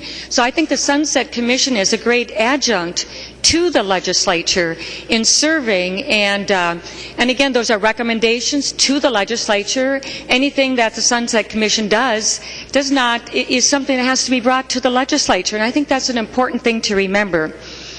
And I think, too, that Representative Kahn, in regards to your amendment, I can't accept your amendment because I just have some issues with it and work I'd like to do. But Representative Kahn, I will commit to you this. We do have a work group scheduled for this evening, and I would like to do something. I'd like to change instead of shall conduct. I think, Representative Hansen, you make a good point, something I just missed to say requested or something. But I think we can work together. But let's just start with my amendment language. And Representative Kahn, I'll work with you in coming up with a year and with something else that will hopefully satisfy everybody. And so, members, please vote no on the Kahn amendment, and let's get on with the rest of the bill. Thank you. Discussion on the amendment to the amendment. The lady from Hennepin, Representative Kahn. Just vote yes. I think the Sunset Commission can stand a certain amount of scrutiny in the next 2 years. Discussion.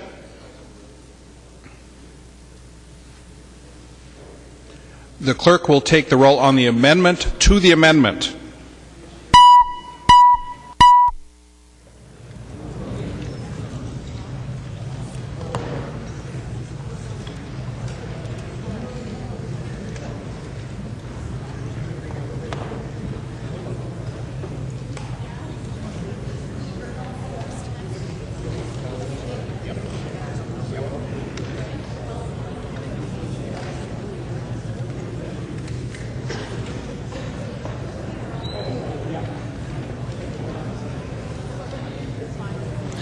The clerk will close the roll.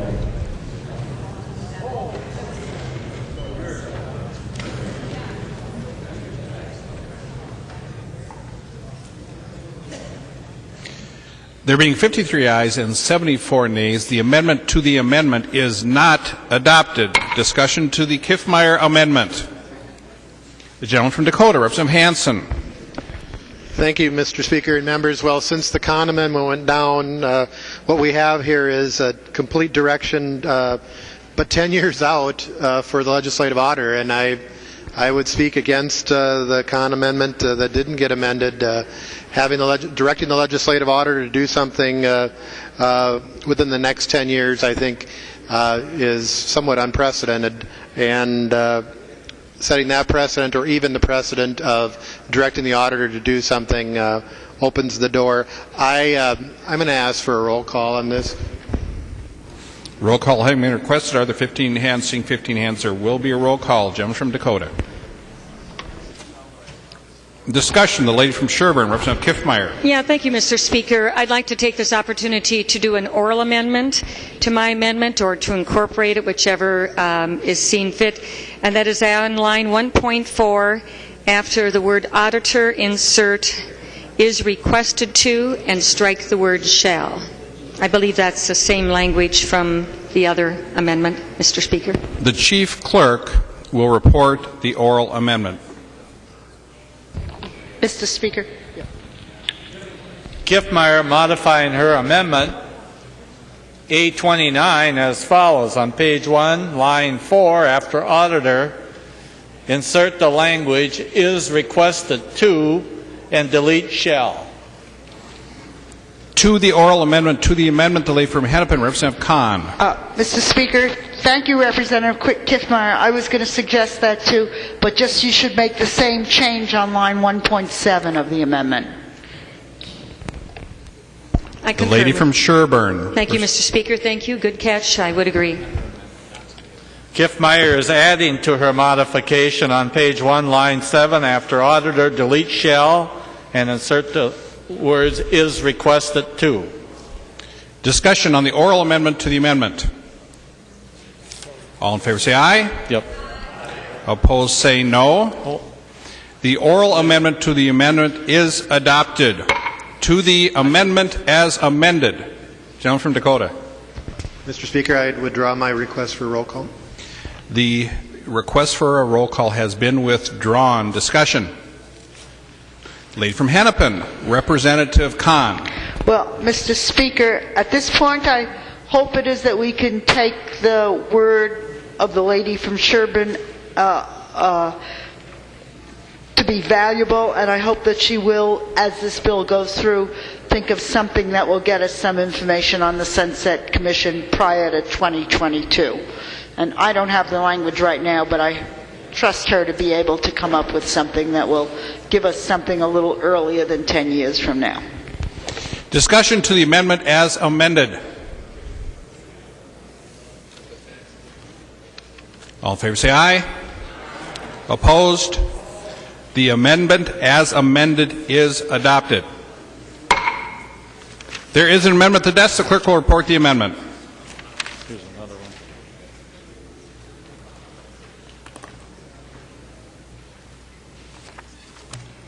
Kahn moving to amend House File 2555-6 engrossment as amended.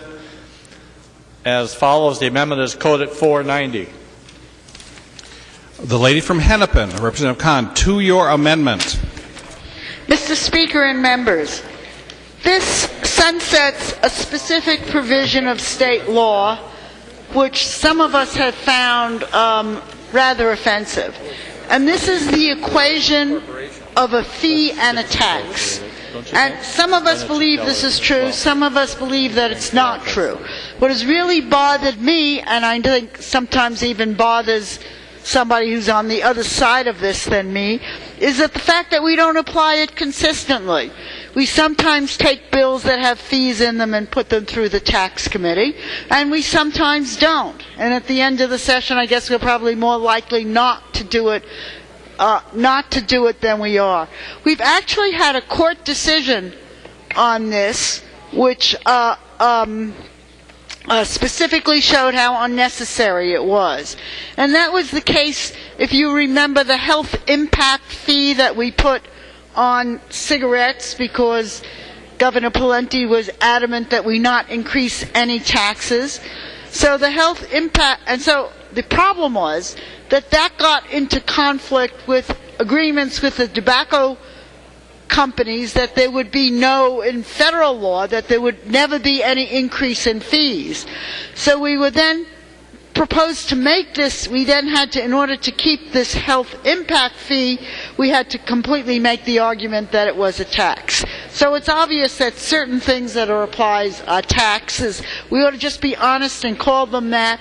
Other things that are fees that don't get into that problem are fees, and so we couldn't call them the same. And if there's anything I can say to convince the members of this body, at least the members who have some sense of the history of this body, is that this original language in section 645.44, subdivision 19, it never came from any bill. It was just put in conference committee. It was the unholy creation of two of my very good friends, actually, Representative Krinky in the House and Senator Pogomilla in the Senate. So, if you find that you don't agree with Senator Pogomilla on every point, then you should vote for this amendment. And if you find you don't agree with Representative Krinky on every point, you should also vote for the amendment. So I expect we should get unanimous support of this amendment. Discussion to the amendment. The lady from Sherburne, Representative Kiffmeyer. Thank you, Mr. Speaker and members and Representative Kahn. A good conversation that we had about this. It was an excellent conversation. And however, in regards to the Sunset Commission bill, this is not part of sunsetting or any of the things that have a part to do. So, members, I just ask you to vote no. Discussion. The lady from Hennepin, Representative I hope Kahn. this would be as amenable as the last one. Mr. Speaker, I think I'd like a roll call vote on this. Roll call having been requested. Are there 15 hands? Seeing 15 hands, there will be a roll call. The lady from Hennepin, Representative Kahn. And again, it's so silly. If there's anything in the statute that needs to be sunset, it's words that have no meaning and that we've paid no attention to. So I urge you to vote yes on this amendment and as a final memorial to both Representative Krinky and Senator Pogomilla. Gentleman from Hennepin, Representative Downey. Thank you, Mr. Speaker. Well, the author has suggested that we just vote down the amendment, and I'm fine with that. I would just really encourage members, this sunset bill and any future one that comes through here, if we take this as an opportunity to offer amendments to eliminate stuff we don't like all over the place, we'll be here forever. So I'm not going to challenge this on a germaneness ruling, but I'd really encourage us to stay within the areas that we're actually evaluating and where the scope of the Sunset Commission as we go forward. Thank you, Mr. Speaker. Discussion to the Kahn amendment. The gentleman from Wabasha, Representative Drazkowski. Thank you, Mr. Speaker. Mr. Speaker, wondering if the author of the amendment would yield. The lady from Hennepin will yield. The gentleman from Wabasha. Thank you, Mr. Speaker. Representative Kahn, if a fee isn't a tax, what is it? The lady from Hennepin. Mr. Speaker, it's a fee, just like that. The gentleman from Wabasha. Thank you, Mr. Speaker. Well, members, a fee is a tax, and I expected, Representative Kahn, you would just suggest that a fee is just a minor inconvenience. But members, a fee is a tax, and please reject this amendment. Discussion. The lady from Hennepin, Representative Kahn. Mr. Speaker, Representative Drazkowski, that everything should go to the tax committee, including this. This bill should have probably gone to the tax committee. I don't know, maybe it did. I'm not on that. But every bill should go to the... I'm just asking for consistency and honesty. If a fee is a tax, that every bill that has the word fee in it should go to the tax committee. And someone, since that's still a rule, someone should be getting up and ruling using whatever rule it is in the thing, that every bill that says the word fee in it that hasn't gone to the tax committee needs to be re-referred to the tax committee. And I think I think particularly at this time in the session, you really wouldn't want to see that happen. And the thing that was most offensive, in fact, we did get this, Senator Betzold and I actually did get this language removed in a conference committee.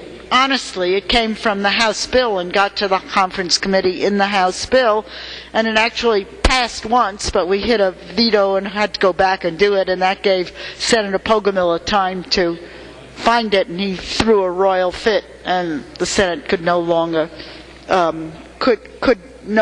do that. But so, all I'm saying is if it's true, then every bill then goes that has the word fee goes to the tax committee, and we'll slow. The thing that was so offensive about this is that particularly when Senator Pogomila, Representative Krinky was gone, and so Senator Pogomila was although he did come back to testify against it, Senator Pogomila was the main proponent. The House was doing this, and so every appropriations bill, which invariably has some fee adjustment, had this extra route to get through the tax committee at, a pretty intense time in the session, and the Senate wasn't. The Senate was sending them right to the floor. So, if we say something, we ought to mean it, and if we don't mean it, we ought to get rid of it. That's my only decision.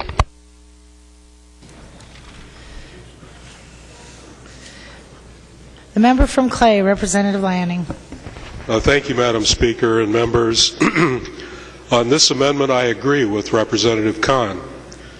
The notion that every single fee in every committee needs to go to the tax committee is ridiculous. And I was on the tax conference committee when this infamous Phil Krinky and Larry Pogomiller amendment was adopted. I thought it was a mistake at that time, and I still do today. However, we ought not to do it in this way. It's not appropriate to this particular bill that's before us, and I would fully support an effort to change this part of law in another, more appropriate format.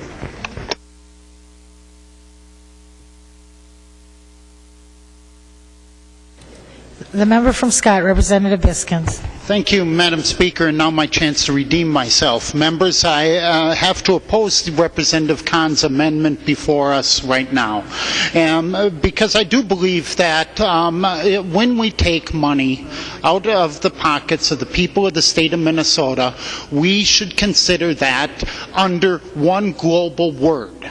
You make up a new word, I don't care, but the word we have right now is a tax. And whether you call it a license or a fee, when you're taking money out of people's pockets and using it for governmental purposes, it's a tax. And I think this was logically put into play.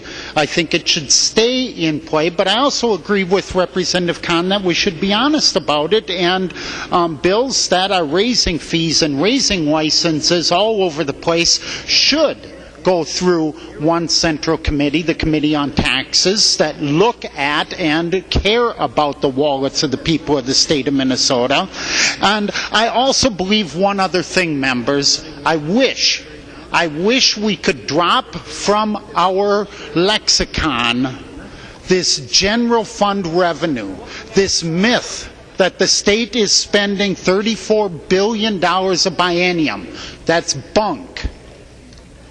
We collect and spend $62 billion per biennium. Members, about a decade ago, we were spending about $2 in general fund revenue for every dollar in special revenue funds.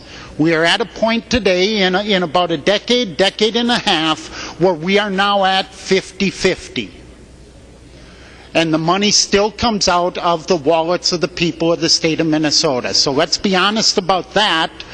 We should have one place where this revenue collection goes through. I believe it should be the tax committee. And we should keep this into law and then follow the law.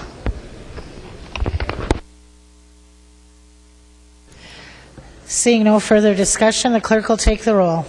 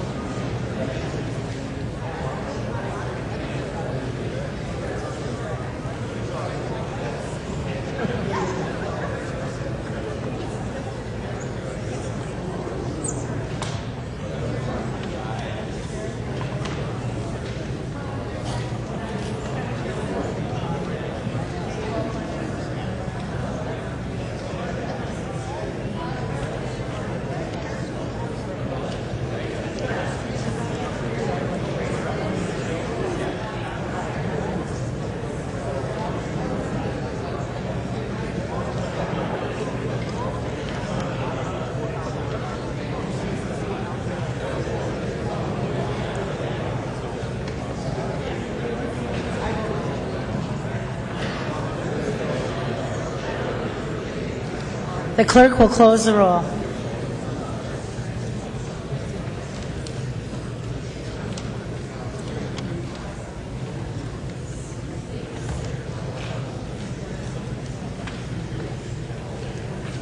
There being 34 ayes and 93 nays, the amendment does not prevail.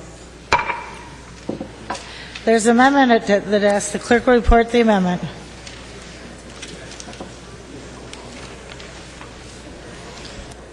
Liebling and others moving to amend House File 2555, the sixth engrossment as amended as follows. The amendment is coded 491.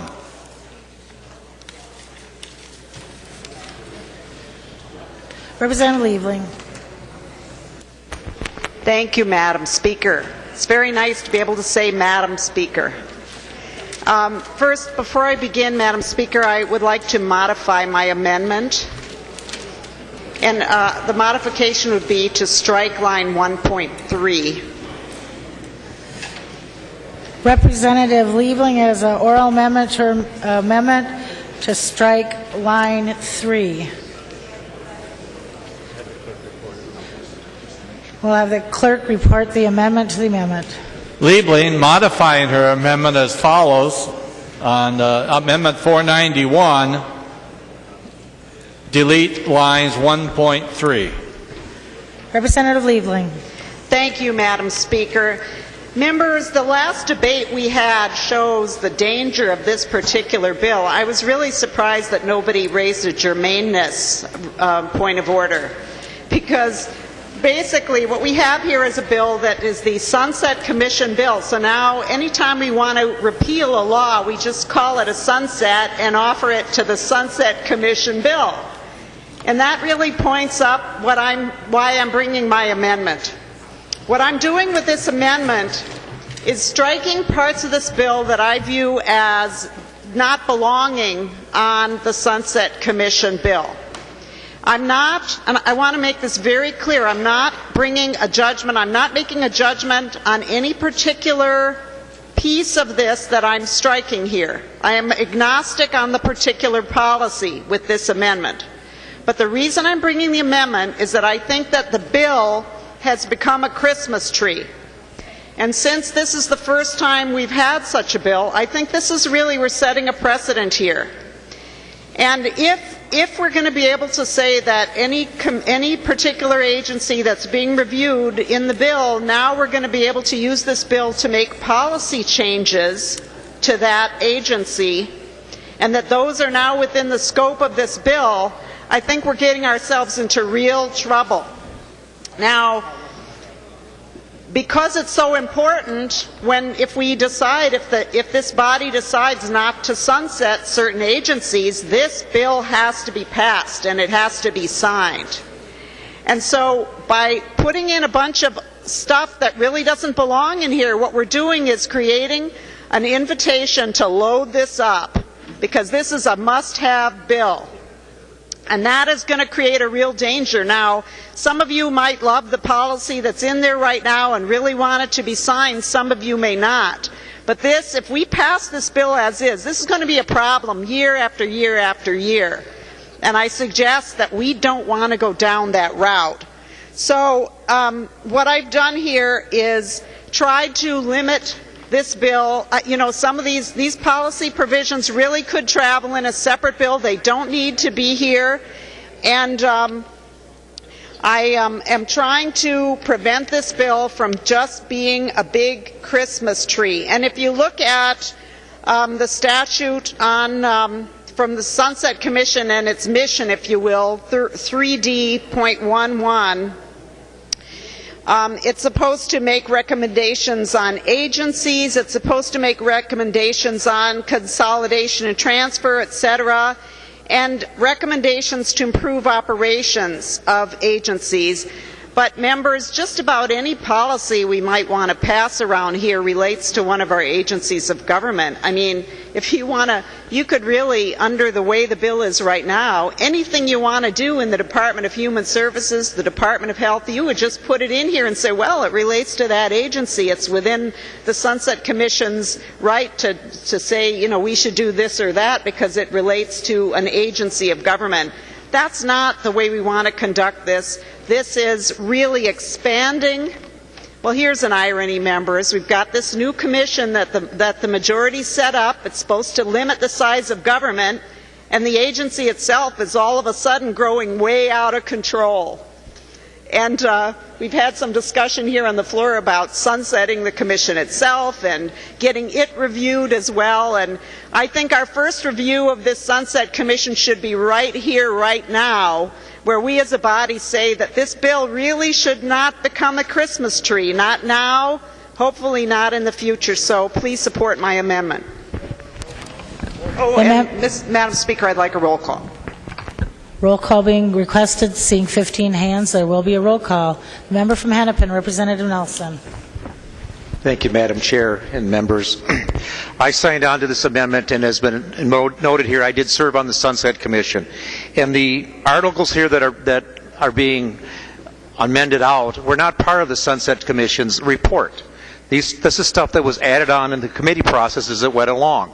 Now, I served on the Sunset Commission, and I talked about in the meetings there that as we go forward, this should be treated similar to the Pension Commission bill, the Work Comp Advisory Commission's bill, because those are stuff that's worked on by those commissions and are brought forward as legislation from the members that serve on them.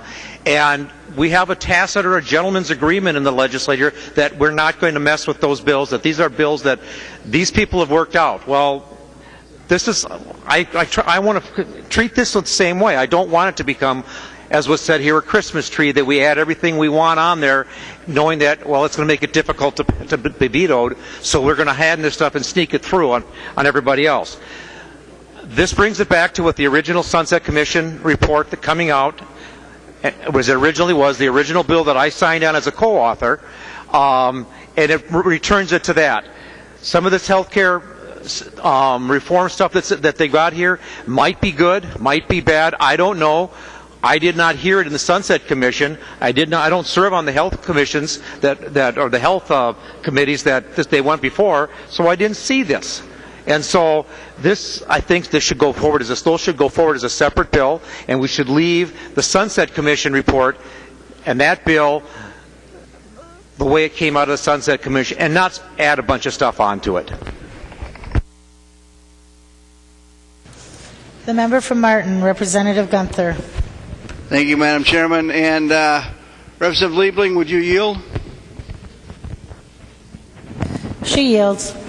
Representative Liebling, what you're doing with your amendment by taking out page 20, delete Article 3, you're leaving the Combative Sports Commission right where it is, and the Combative Sports Commission, with an agreement with the Commissioner of Dolly, is going there so we can see how well they do under there, because it has been a complete big unrest. You have one group of fighters, there's 7 different venues of fighters, they all have their own opinions. I thought the Commissioner of Dolly could straighten it out. I will promise that we'll look at it next year to see what we're going to do, but I'd like to have it stay right here and let the Commissioner of Dolly work on it for a year. Representative Liebling.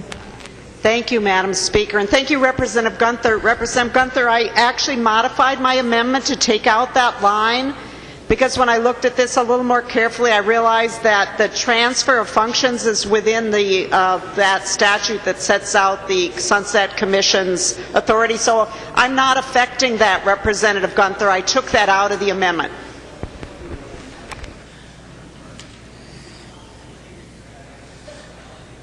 Representative Kiffmeyer. Thank you, Madam Speaker, and Representative Liebling and Representative Nelson. I just want to refresh your mind that one of the recommendations of the Sunset Commission in particular was the background checks, which is page 15, section 26. And the Medical Practice Act study and the review of the Board of Medical Practice were also one of our recommendations. And in regards to Article 4, the Health Board section on handling of complaints, when we had our meeting in early February, it was a while ago, one of the things that we heard testimony about a great deal was the issue of complaints and the handling of those complaints and all of that. So, members, I believe that this amendment will basically mean that the Sunset Commission would be reverted back to just an on or off, yes or no. And I would like to point out also that in the enabling legislation, it says one of the things to be reviewed is the promptness and effectiveness with which the agency addresses complaints concerning entities. And that's exactly what we're supposed to do, exactly what we did, and the recommendations are in line with that. Not only that, in another section of the law, it talks about the performance of the functions, the reorganization, and improve the operations. This bill complies exactly with the Sunset Commission, and you may have a disagreement with the law itself, but we have followed the law. And so, members, I would ask for a red vote on 491 amendment. Thank you. The member from Hennepin, Representative Downey. Thank you, Madam Speaker, and I'm going to agree with the author, Representative Kiffmeyer, and urge a no vote on this amendment. But Representative Liebling, you raise a really important point, and I don't know that the enabling statute is maybe as crisp and clear as it could be. Because you're right, if we choose to use the Sunset Commission as a side vehicle to advance our own policy objectives, and there isn't anything that constrains us, that could be a real problem going forward. So I share your concern about the possibility of that happening. I think Representative Kiffmeyer's defense of the provisions that are in there right now is adequate to say that we're not just arbitrarily legislating policy through the Sunset Commission, but point well taken, and I'm glad to work with you if there's some ways we can tighten up the language of the overall enabling statute for the Commission. The member from Olmsted, Representative Liebling. Thank you, Madam Speaker. And members, you know, I think that Representative Downey, I think you're exactly right that there is a lot of fuzziness in here. And reasonable people can probably disagree about what should be and should not be included as far as what the scope of this bill should be. But since we are now doing this for the first time, we are setting a precedent. And I think we should have the scope be as narrow as reasonably it can be. And I think that that's what I'm doing here because, man, if you want to talk, you know, as I said before, the function of any agency, we can go in and tinker with that and call it part of the Sunset Commission bill. And basically it says that whoever is passing the bills is deciding all kinds of policy, not just whether an agency should exist or not, and kind of, you know, looking at its management a little bit, but more broadly looking at the policy that it is implementing for the state. So I think we're going down a very dangerous road here. I'm glad that we agree sort of in the same, we agree sort of in principle, and we're sort of on different sides of a divide on this, I guess the red-green divide in this case. But I urge members to vote green. I think, you know, there's still some time in the session. The particular policy that's here can come back in another bill. There's no reason it can't. In fact, there's still an open bill in Health and Human Services that's in conference and probably could even go there, some of it. So, you know, I would urge members to vote green on my amendment. The member from Stearns, Representative Banyan. Thank you, Madam Speaker, and I speak against the amendment, the Liebling amendment. I would call the attention of the body to the enabling statute, particularly 3D.11. If you look at that and look at subsection A and point 3 within it, the Sunset Commission in its recommendations to this body is instructed to make recommendations to improve the operations of the agency, its policy body, its advisory committees, including management recommendations that do not require a change in the agency's enabling statute. That particular provision permits our body to address the issues regarding the operation of the boards in some way other than just a blink-on, blink-off manner. It does permit us to provide some substantial legislation to it. to those provisions. And so I would encourage members, if you don't like that particular provision, please come back. It probably needs to be next session, but come back and address that particular issue. Make that Sunset Commission do what you want to do, but in fact, what the Commission has done is in fact what is asked by the statute, and I would ask for a red vote on the Liebling Amendment.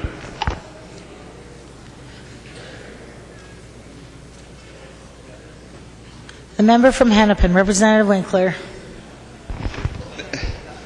Thank you, Madam Speaker. Representative Banyan, I disagree with you.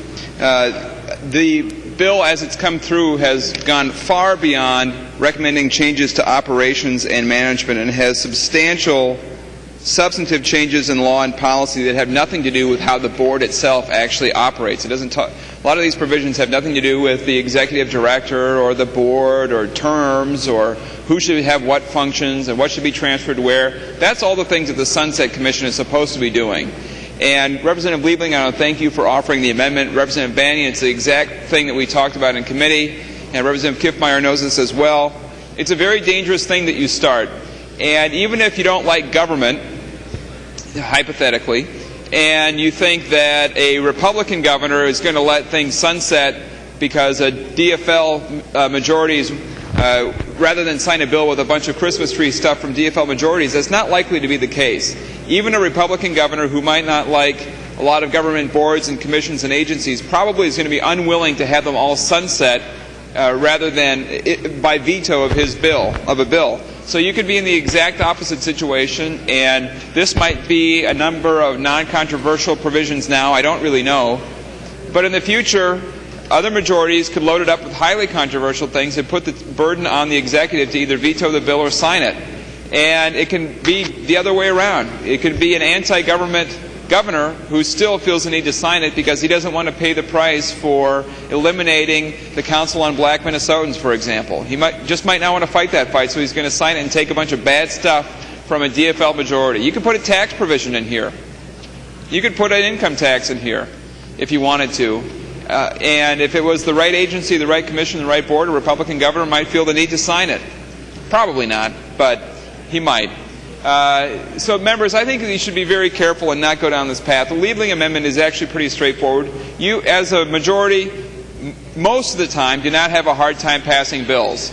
Occasionally you have a hard time passing bills. But if all these things are non-controversial and good ideas, you can put them in a bill and pass it. Make it part of an HHS bill. You don't need to add it to the sunset bill because you're starting down a path that I don't think you'll want to continue down, but you won't be able to stop it. So, members, I'd urge a green vote. Clean it up. Do what the Sunset Commission is actually supposed to do, which is to provide some sunsets, or at least one little sunset, and then move on and go about it next year. Discussion.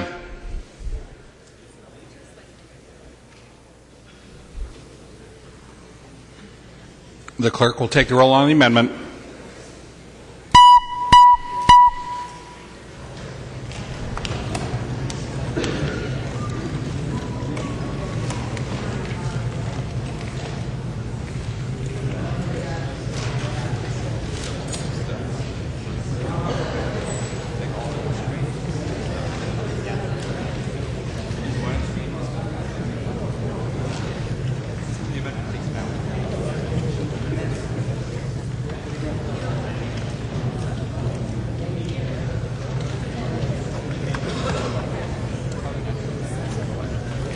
Clerk will close the roll.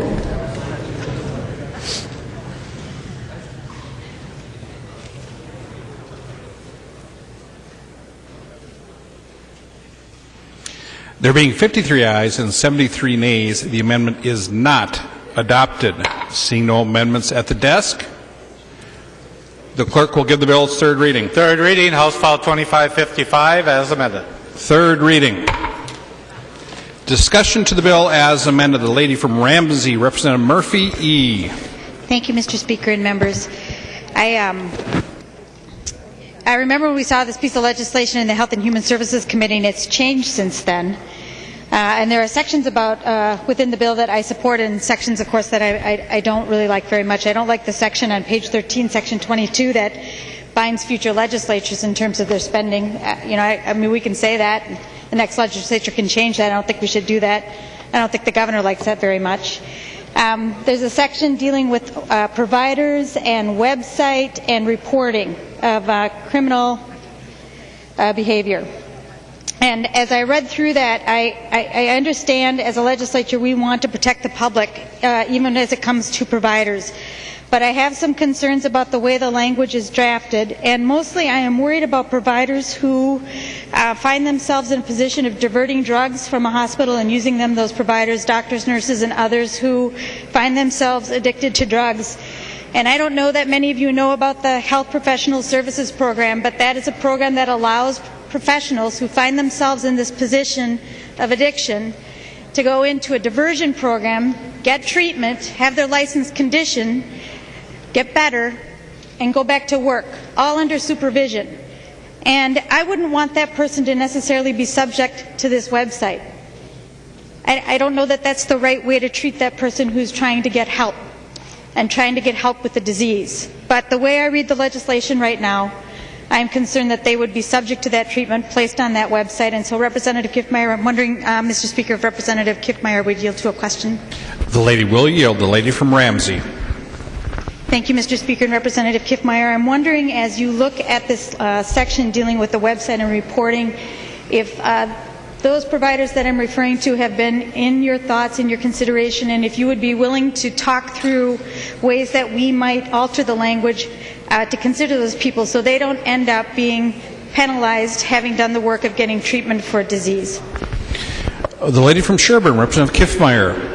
Thank you, Mr. Speaker, and Representative Murphy and members. You and I have discussed this a little bit before, and I've also had a discussion with some other members.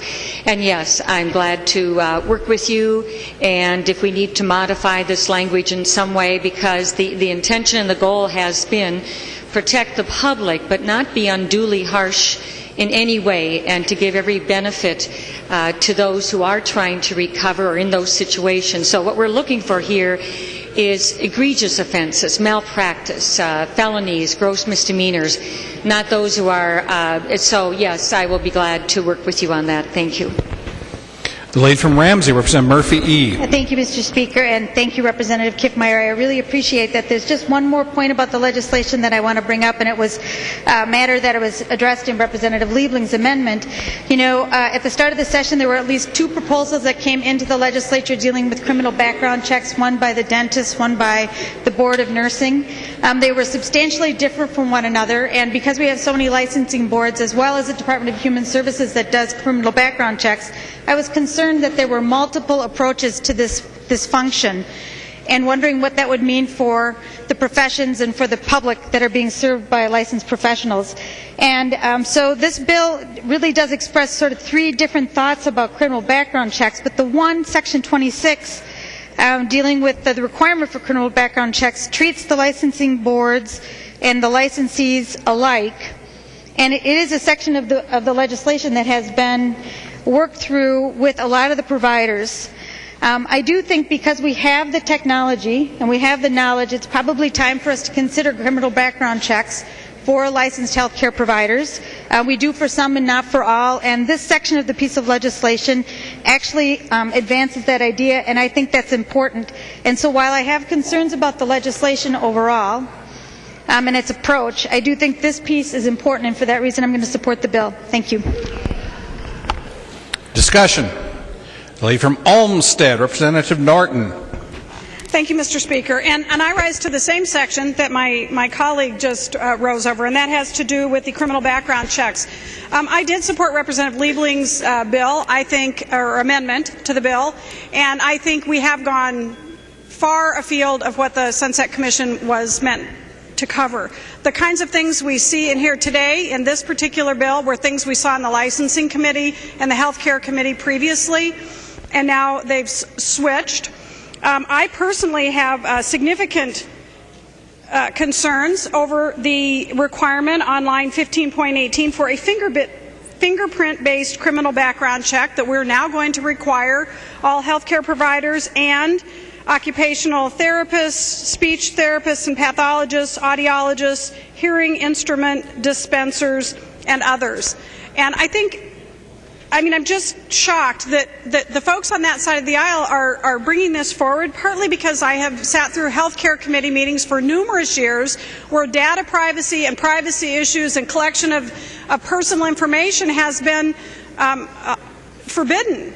And yet here we are collecting fingerprint information on folks in our communities, and I just don't understand what it's doing in this sunset bill and why it hasn't had further discussion. So I am concerned with this section, but I'm also concerned that this sunset bill has really gone far beyond what its intention was. I do support some of the councils in here and the need to extend or address their dates, the sunset dates, which is what I thought this bill was going to address. And while it does, as I said, it goes far, far beyond that.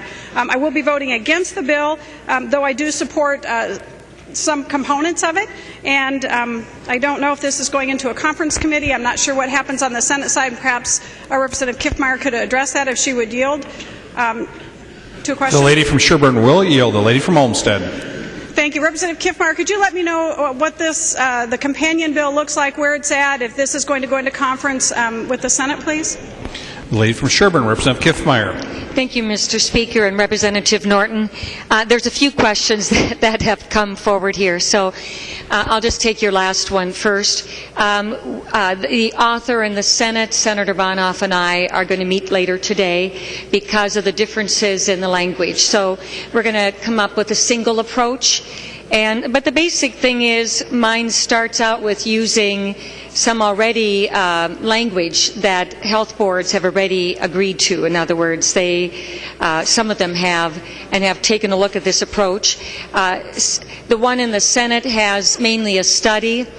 This one starts off with new applicants only, and then does a study for the current licensees. So it takes get a start, and there's a lot of value in doing that, especially when you have some language here that has really been worked out a lot. And so it can be almost like a pilot, that you have a chance to work with them and see how it is. And also, I would just call your attention that the effective date of this is for July 1, 2013. So we have the ability for the boards to go ahead and get ready to have some real language to work with, but also have one more legislative session that they can make use of. And just to let you know, in regards to these fingerprints, I had a concern also in regards to that, but we have it from the BCA, and by the way, this all goes to the Bureau of Criminal Apprehension, and it goes through them, and when anything comes back negative like that, I mean, this is their policy, current rule statute, they are destroyed. And so I think that was comforting to me and able to do that. But I thought was also interesting, though, former Representative Intenza is one of the members of the Sunset Commission. So when this language first came forward, I had a concern too. So I asked him about it. And he told about his situation in Hennepin County when he was a Hennepin County attorney there. They had a problem with a physician. And the physician was doing some very bad medical practice. They caught him. They worked through it, the complaint process, lots and lots of activity going on. Finally, it was sufficient enough that they were able to get a set of fingerprints. When they did get a set of fingerprints and put it through the BCA, they were able to find out that this person had been in trouble in other states.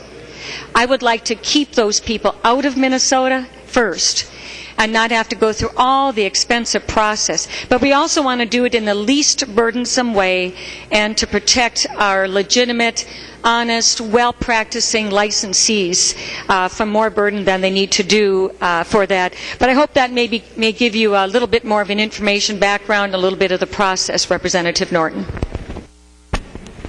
The lady from Olmsted. Well, thank you, Representative Kiffmeyer. I appreciate that background. I do hope you will talk at length with Senator Bonoff about the study aspect of that, and because I think this does need just a little bit more talk before we move ahead, even though it would only be new applicants. And perhaps I can talk with you a little bit further offline rather than on the floor here. But I still have some concerns that the Sunset Commission has overreached a little bit and gotten into a little bit more health care than I'm comfortable with. But I do appreciate many of the components in here and your hard work. Thank you. Discussion.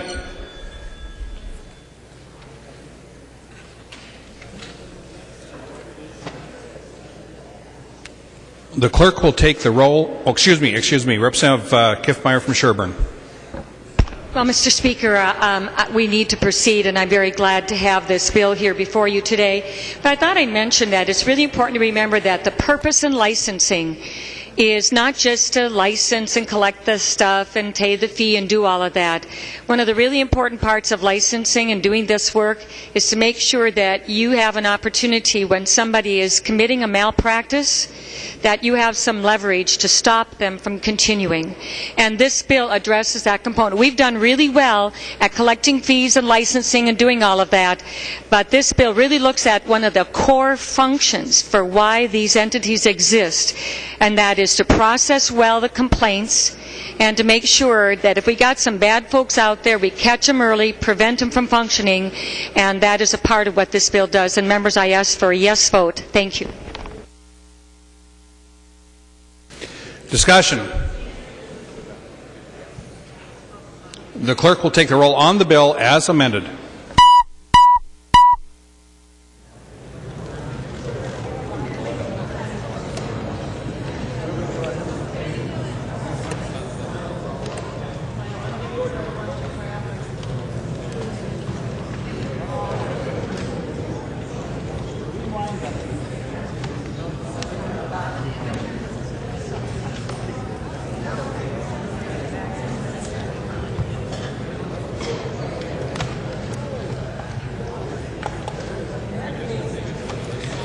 The clerk will close the roll.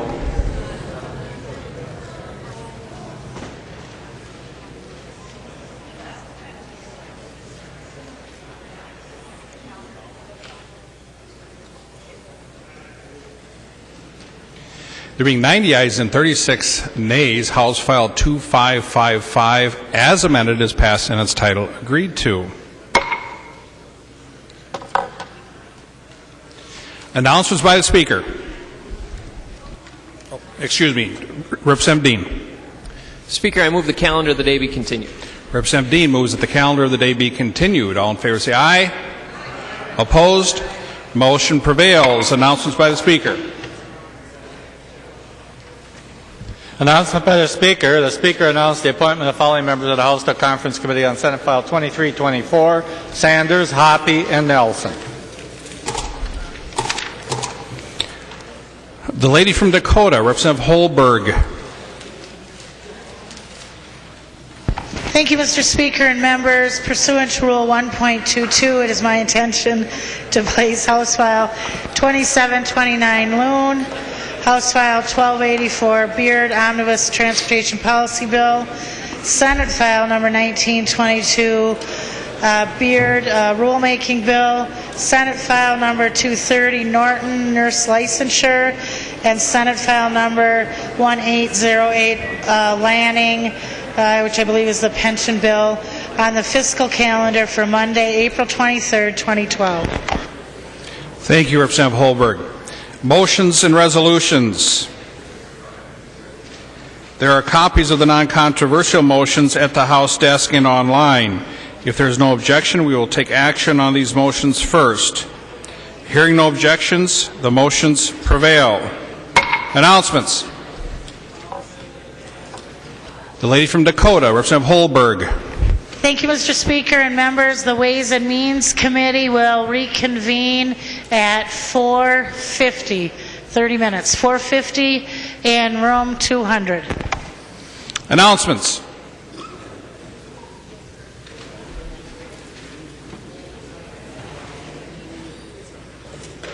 The gentleman from Washington, Majority Leader Dean.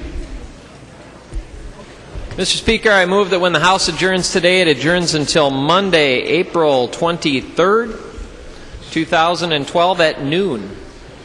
Representative Dean moves that when the House adjourns today, it adjourns until 12 o'clock noon, Monday, April 23rd, 2012. All of those in favor say aye. Aye. Opposed say no. The motion prevails. Majority Leader Dean. I move the House do now adjourn. Representative Dean moves that the House do now adjourn. All those in favor say aye. Those opposed say no. The motion prevails and the House stands adjourned until 12 o'clock noon Monday, April 23rd, 2012.